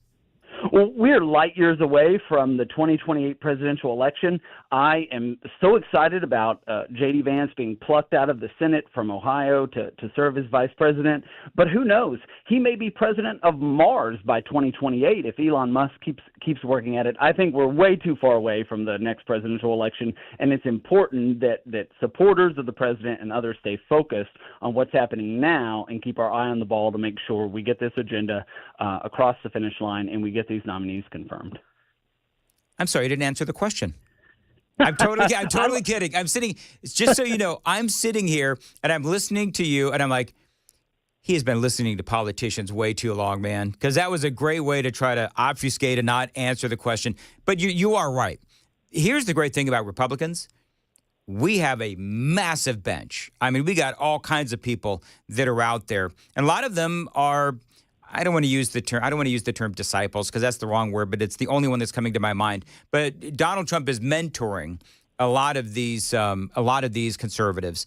And so I think that not only I like J.D. Vance, but there's going to be a lot of other folks as well that are going to be out there that could very easily do great in the primary, and we'll see what happens. So that's all I got. Matthew, how do people find you on Twitter?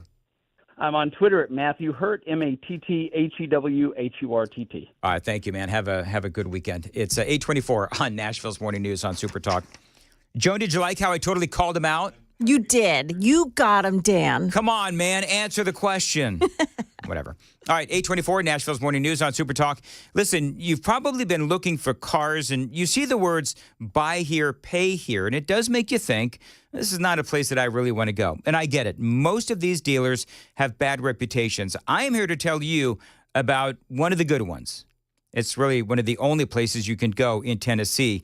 Nolensville Road Auto Mart that I trust. Now, they're different for a few simple reasons. They've been doing business in Nashville for 61 years. They are Nashville natives that only sell clean titles and under $12,000 for a car. Now, if you're new to town, you need a place to trust. They got you. If you need a first car for a 16-year-old, they can do that as well. You don't even need to take my word for it. The Google reviews are excellent. This is a company that you can trust. One location on Nolensville Road, close to Thompson Lane. They'll get you in and out in an hour or less. And the best part, they're the oldest buy here, pay here in Nashville. And they work with your own financing if you have it. Flexibility, transparency, honesty. That is why I recommend Nolensville Road Auto Mart. Find them online, automartcars.com. That's automartcars.com.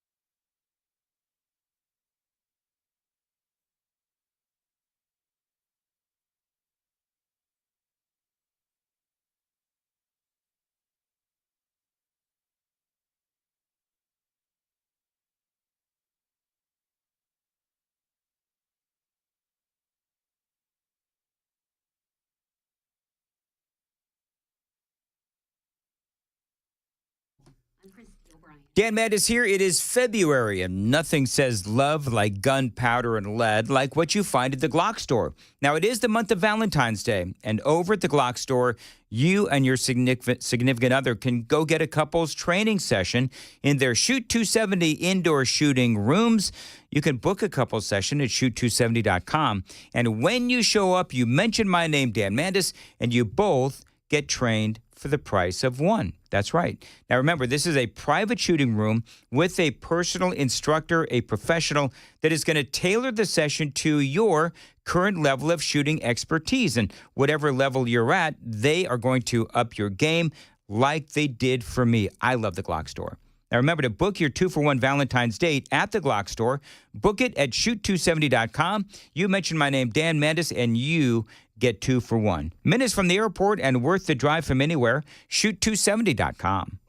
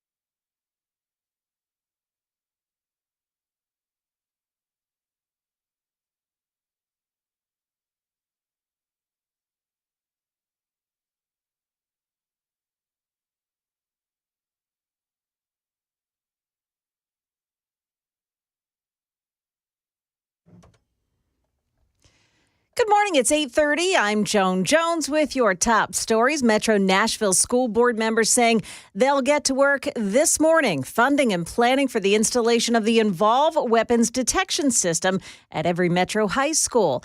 Last night, that board voted unanimously for the Evolve system. Parents had their say, too. It's not really reducing danger. There's lots of ways that a person who's determined to do harm can get around a weapon detection system. You can ask any parent how much are they willing to spend to save their children's life, and I guarantee you they'll tell you every penny. Evolve detectors use low-frequency radio waves to detect metal objects like weapons, but the company admits that when those machines are set to their highest detection levels, they slow down the screening process. Among the 8 people, Trende-Aragua gang members who were arrested yesterday for sex slavery in 2 states are a mother and son team right here in the Nashville suburbs. Fox 17's Karen Aguilar reports. Venezuelans Yolibeth del Carmen Rivero de Caldera and her son Cleaver Daniel Mota Rivero are now under arrest, accused of trapping these women in a life of misery. Investigators say they use their Trende-Aragua ties to scare the women into commercial sex and exploitation.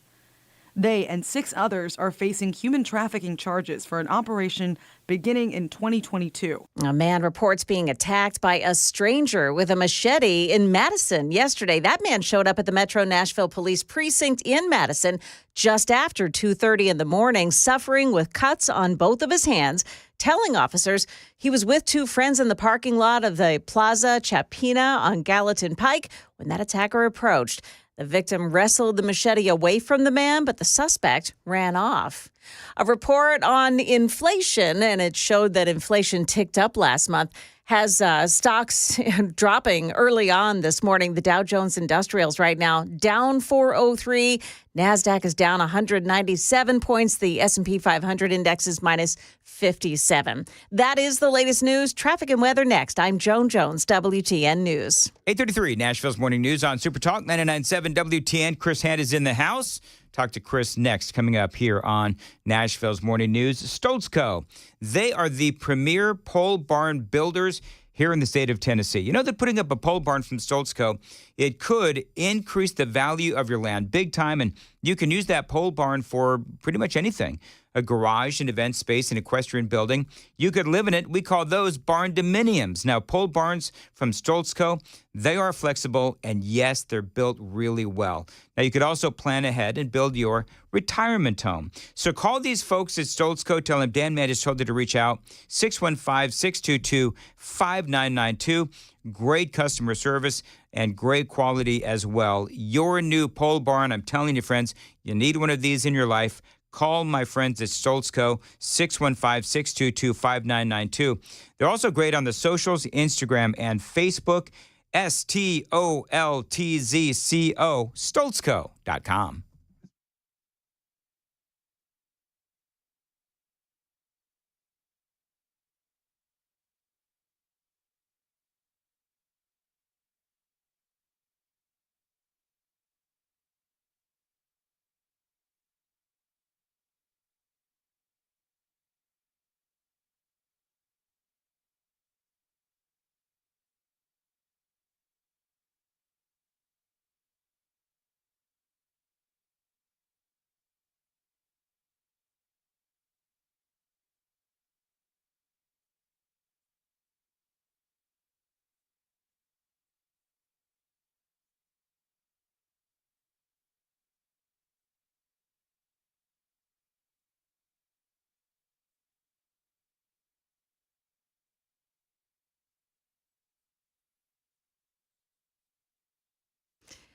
There is an accident on 24, the westbound lanes before Haywood. This is in Antioch this morning, and that's slowing traffic down. Also, a stalled car right at the off-ramp of 65 southbound onto Paytonsville Road, Goose Creek Bypass. That's exit 61. That's slowing things down, too. And in Hermitage, watch for an accident, Lebanon Pike at Fessler's Lane. Traffic every 10 minutes every morning on Super Talk 99.7 WTN.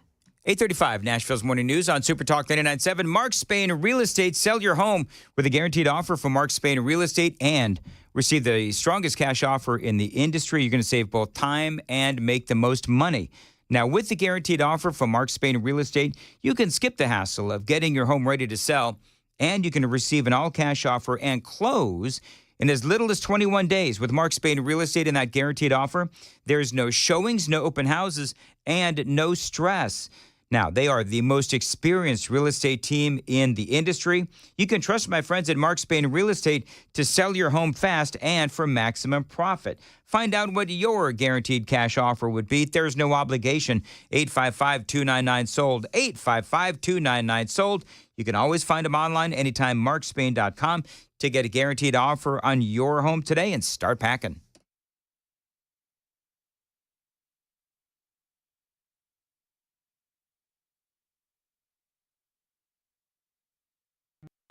Hey, what's up, guys? It's Matt Murphy in the middle of downtown Franklin, Tennessee. We've talked so much about Savory Spice. I thought, why not show you the place? So let's go on in and see what's popping at Savory Spice. As I've always said, you will smell the spices even before you walk in. I can smell them right here in the doorway. Come on in and let's introduce you to the one and only Holly, who is the owner and proprietor of Savory Spice. Say hey, Holly. Hello, everyone. Now, enough about Holly. Let's talk about spicy and easy products like the incredible taco soup, which, as I said, you put this in a crock pot, you put all the ingredients that it tells you to buy right there, you put the spices in, and it's so easy. So if you don't know what you're doing around the kitchen, it's a perfect way to find your way around the kitchen, as is the Mediterranean dill risotto. Now, for the holidays, pumpkin pie spice. What doesn't it have, Holly? Pumpkin. Doesn't have any pumpkin in it. That's a fun fact for all of you kids out there. Now, if you stop by Savory Spice, either in the Franklin location or at L&L Market, you can get yourself a sample of the dill dip, which is my absolute favorite. Just tell them Matt Murphy sent you to Savory Spice with purchase now. So come by Franklin or L&L Market in Nashville and come see Holly and the entire crew at Savory Spice.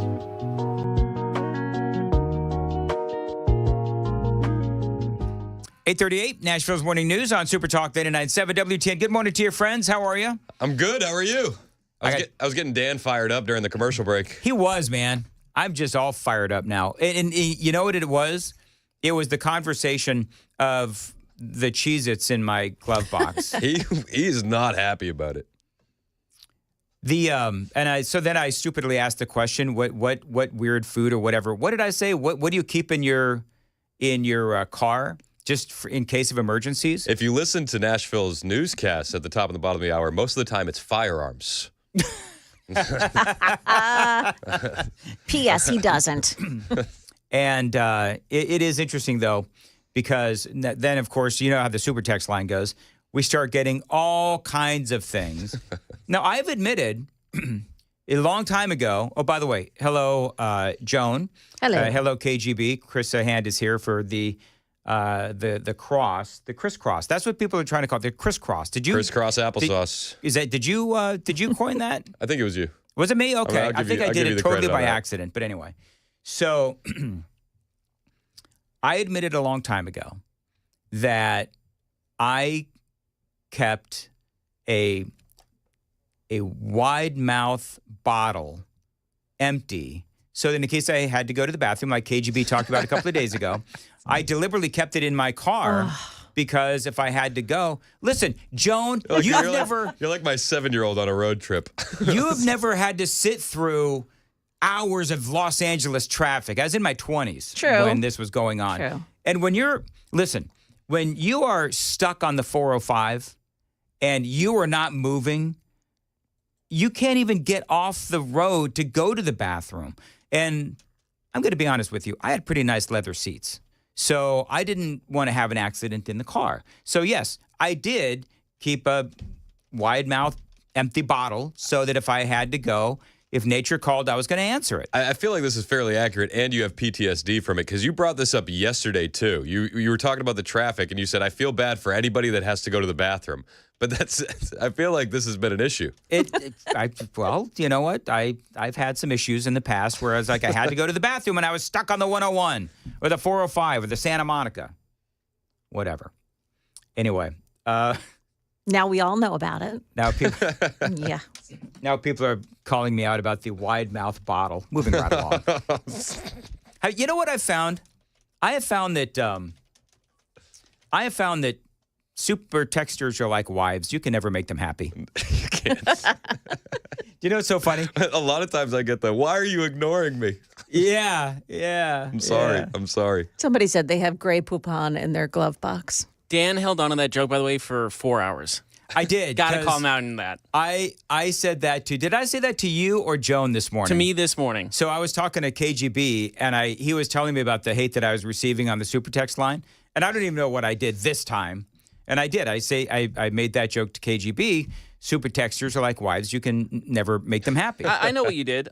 It was you kept replaying the Maxine Waters, and people remember they got really mad because they were sick and tired of hearing her.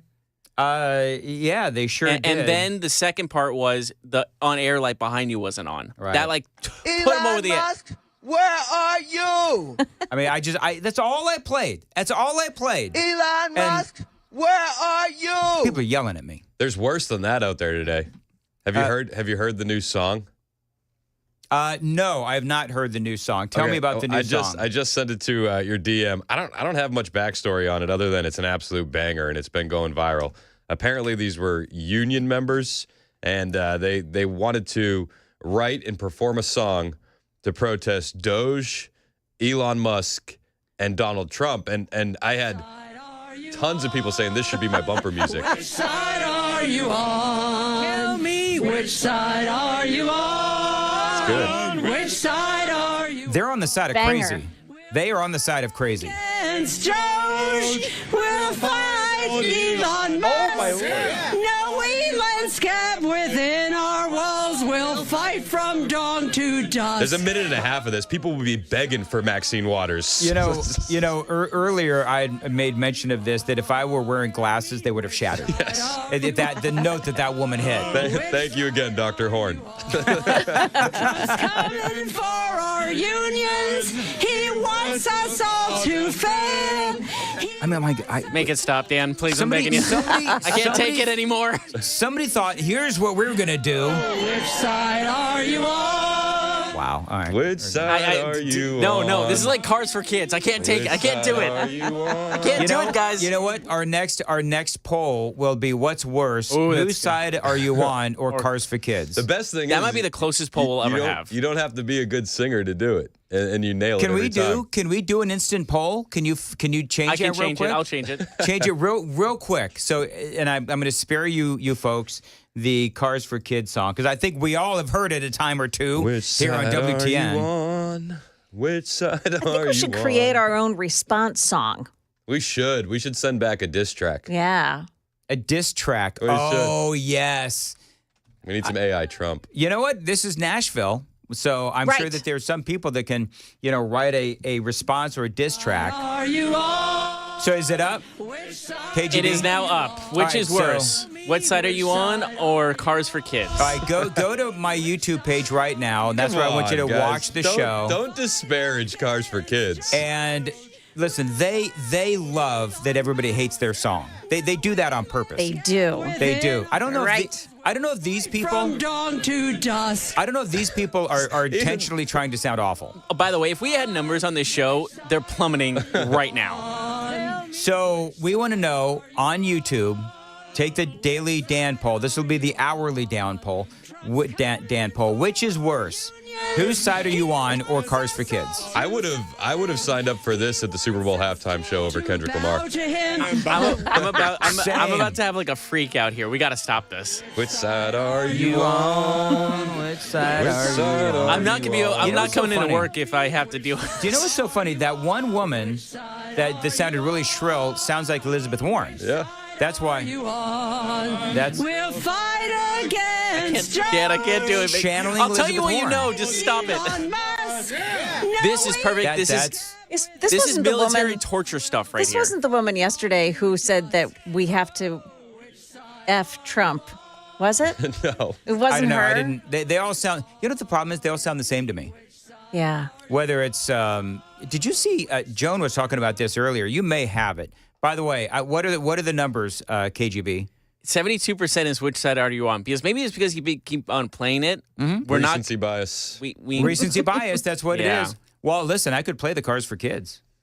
I mean, I could play that if you. Dan, I'll come in there myself and break that monitor. You're awfully violent today, KGB. No, I Can we can't talk handle about these. that? Also, Do you know what KGB's problem is? What is it? KGB's upset that Vladimir Putin released an American hostage. Oh. That's why KGB is upset today. I thought Don't it was. put that in the airwaves. I thought it was because we didn't get any entries for his dating game. Okay, you want to hear? All right, That died a death. You want to hear? You want to hear the real reason? Why? Because I just got a notification on my phone about insurance I paid, and I was like, why am I paying like this $200 insurance? It was for my apartment in Houston. Okay. And fun fact, I had a job going to Houston, a full gig in radio there, and 2 days before I started, the company shut down. I lost my job. And apparently that it was this time last year, so I guess I had to pay the yearly insurance coverage for my damage insurance for my apartment that I didn't live in. So basically, you need Doge for your finances. Yeah. Yeah, Congratulations, I'm pissed. KGB. I'm a You little just pissed gave right yourself a raise. You should call Big Balls. Take a look at that. So I need to. Or Harry. I need to make a. I'm actually right after the show ends. I'm making a phone call to their hotline, and I'm saying you better. You better. You better not pay or charge me again, because I am so. You should. Yeah, you know what you pissed. should ask them? Ask them which side they're on. That's what you need to do. By the way, did you hear what happened on CNN? Now, the disruptor-in-chief, Elon Musk, who apparently has adopted the alias, at least he changed his social media handle to Harry Balls. Did that happen, I guess, yesterday? It's so good. Savannah Hernandez, she was on my show yesterday. She tweeted out, she goes, I think the CEOs at CNN are putting them through a humiliation ritual with all of this. But here's my question. Why would she read it? Like, why would she do that? I don't know. But the best was Joy Reid when Big Balls came out. She's like, I'm not going to say that. I'm going to go BALLS. And then a day later, she's like, Big Balls. It's like, what happened? What happened to taking the high road? Are they trying? This is my question. Are they trying to make Elon Musk look bad by pointing out that he has changed his name to hairy balls. I think that they're just missing the joke. Like they're showing themselves to be completely unserious. Like They are the joke. Yeah, That's the thing. They've lost the plot. Yes, that's a great way to put it. They've lost the plot. I'm going to play it one more time. Now, the disruptor-in-chief, Elon Musk, who apparently has adopted the alias, at least he changed his social media handle to Hairy Balls. And the way that she said it, you could put that on a hotkey. Hairy balls. It was also BOLZ. It was more of a bowls. Right. To be fair. That's what confused me yesterday when I kept on getting those notifications. How is it spelled? BOLZ. Bowls. So why does she go with balls? I haven't seen the actual thing. Well, because it's you know why? Because she can't even pronounce her first name correctly. It's clearly Dana, but she calls herself Dana. Dana. Yeah. Dana Bash. So of course she came. It's attention grabbing. Of course she can. Is it, or is it just confusing? Yeah. No, I'm sure that when she was young, I'm sure her parents called her Dana. Very sure of it. Which side are you on? Oh, which side are you on? That's me losing my mind right now. All right, so aside from you're losing your mind, what does the poll say? 76% is what this song here. How bad is this song? 76% of WTN listeners think that this is actually worse than Cars for Kids. At least Cars for Kids has some sort of a... This song is so bad, it could win a Grammy. That's a great point. This could be Country Album of the Year. Ever thought about just jumping out a window on a bicycle with no seat? Sounds more relaxing than this. But why would I need to have a bicycle with no seat to more jump painful. out a window? No, jump out the window and land on a bicycle with no seat. Oh, got it. Okay. Got it. I would do that, then listen to that again. Okay. Yikes. Don't do it. I'm not going to. I'm done with it too. Okay, good. Because you know what? The super texters will start yelling at me. They will. You know what? Good. You kind of deserve it right now. It's like Somebody says animal that torture. I sound like a silly J.A. Yeah, I saw that. That guy was being Why? rude. He's being Why rude. am I a silly J.A. 1323? What did I do? He's being rude. What did you do? How I count the ways. I'm playing I that love song. how you're getting the blame, but I brought the song. I know. He totally sets me up for this, man. What's up with you? Whatever. Well, because Chris loves chaos. Chaos Chris. He's the Joker of this station. I do. Mm-hmm. I do love me He some doesn't know chaos. what he chases a dog chasing cars. He doesn't know what he does if he catches it. He just does things. Do you know what the great thing about that song? I'm not going to play it again. But do you know what I like about that song? Is that the main Elizabeth Warren sounding woman believes that she can actually sing. Yes, she does. Like she's. Oh, yeah. You nailed that. Yeah, it's like, you know, sometimes you go to church and somebody thinks that they're really nailing the song. Oh, yeah. And it's like, no, man, you're really not. So there you go. Anyway, on that note, 8:51 on Super Talk. Chris, what's coming up in your show coming up? Oh, my gosh. I don't even know where to begin. Yesterday was mad real. The Democrats are waking up with sunglasses and Advil. We had a Trump-Elon presser, Trump Abdullah, Trump-Mark Fogel, JFK 2 shooters. Glenn Beck says the Epstein list in 10 days. Yep. Nashville had a local massive presser on Tren de Aragua. Plus, we had new emails that the Biden White House orchestrated the Trump document case from day one. And then we got a Doge committee meeting at 9 a.m. and we got a Tulsi Gabbard confirmation vote at 10 a.m. We do. It's going to be insane. And word is Tulsi is going to be confirmed. Yep. And they're saying it looks good for RFK. Yep. I think Susan Collins came out and said. Susan Collins is in. Have we heard from Lisa Murkowski? I think she's in on RFK, if I recall correctly. If she's in on RFK, then RFK's got it. Because then Mitch McConnell can not vote for him and RFK would still be confirmed. So And we still need to get Kash Patel across the line. Did you see Mitch McConnell getting wheeled up to that van? Yeah. How long are we going to let this go on? He'll be a puddle by the end of the year. Just melted. Yeah, he's got to go. I mean, I whatever on, you know, him and his battles with Trump and all, but this is why people start screaming about term limits. He needs to retire. Yeah. He just needs to retire. It is embarrassing for our side. You know, our side has been screaming about Joe Biden for how long? Yep. And now we're dealing with Mitch McConnell, freezing up and having to be wheeled around the Senate. Well, and it's just ridiculous. And it's just the same thing that we were dealing with Biden. Who's running Mitch McConnell's office? Yep. Him and his purple lips. Who is pushing the policy for Mitch McConnell? It's shadowy figures in the background. Dianne Feinstein, same thing. Do you notice that he has like his hands and like lips and are all blue? Like he has no circulation in his body whatsoever. Jason says, enjoy that one Marconi, Mandy. She'll never win another one playing that stuff. Ouch. That's a tad harsh. That's what I'm saying. You know what? I wonder if Amy has responded to my super texters like wives. You can never make them happy. Dan, I told you to text her you love her before posting, saying that out loud. Did you do that or did you not? No, I didn't. She knows I Amy, love her. I tried. You know what Pamela first says? Hey, Pamela, can I say this? Oh, she texted it to me. She knows what I do. Yeah. She says, I keep a wine bottle opener in my glove box. There you go. That's my girl. There you go. Which side are you on? All right. Joan Jones, what's coming up in your news? Well, the fog is not lifting. The rain is still coming. We've got more details about our weather day. And there's something that Defense Secretary has just announced, and it's not really great news for Ukraine.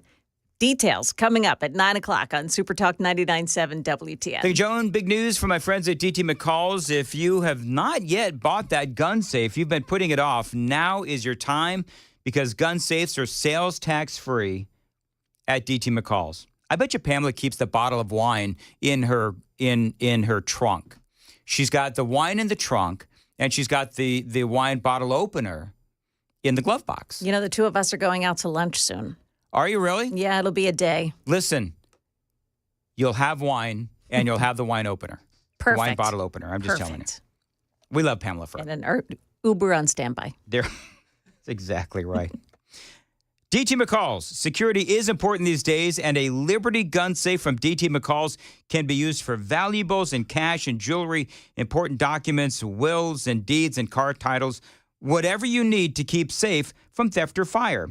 5 locations across Middle Tennessee. Save some big bucks with your gun safe from DT McCall's. Remember, they are the largest Liberty safe dealer in the state of Tennessee because they give you that free delivery and free setup. 5 locations across Middle Tennessee: Carthage, Cookeville, Lebanon, Lafayette, and Franklin.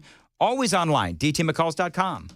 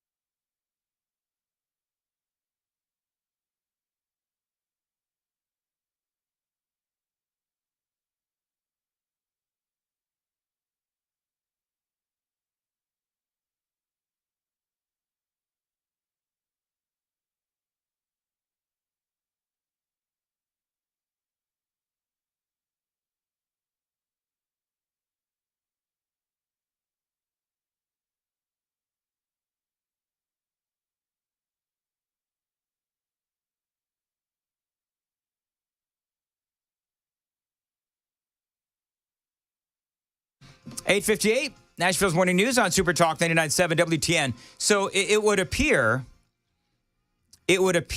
that people generally did not like the Whose Side Are You On song. I'm not playing it, but it does appear that people generally did not like that. I always thought that people kind of liked it when I ran a bit into the ground.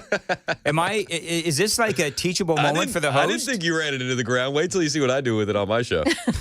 I had somebody say, you got to use it during your Better Water LLC commercial. Which side are you on, clean water or dirty water? There, and then just play it over and over and over. Listen, no more gay frogs? No more gay frogs. Their water. Today. Have I ever told you the gay frog story? No, you have a gay frog story? Oh, wow. Well, I do, but it relates to you. Oh. I was at Starbucks, and I had not heard you do that.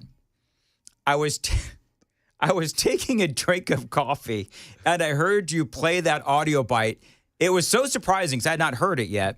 I spit out my coffee all over my steering wheel. Well done. Well done. It gets funnier every time. It does. It does. never gets old, unlike Maxine Waters. Moving right along. It is super.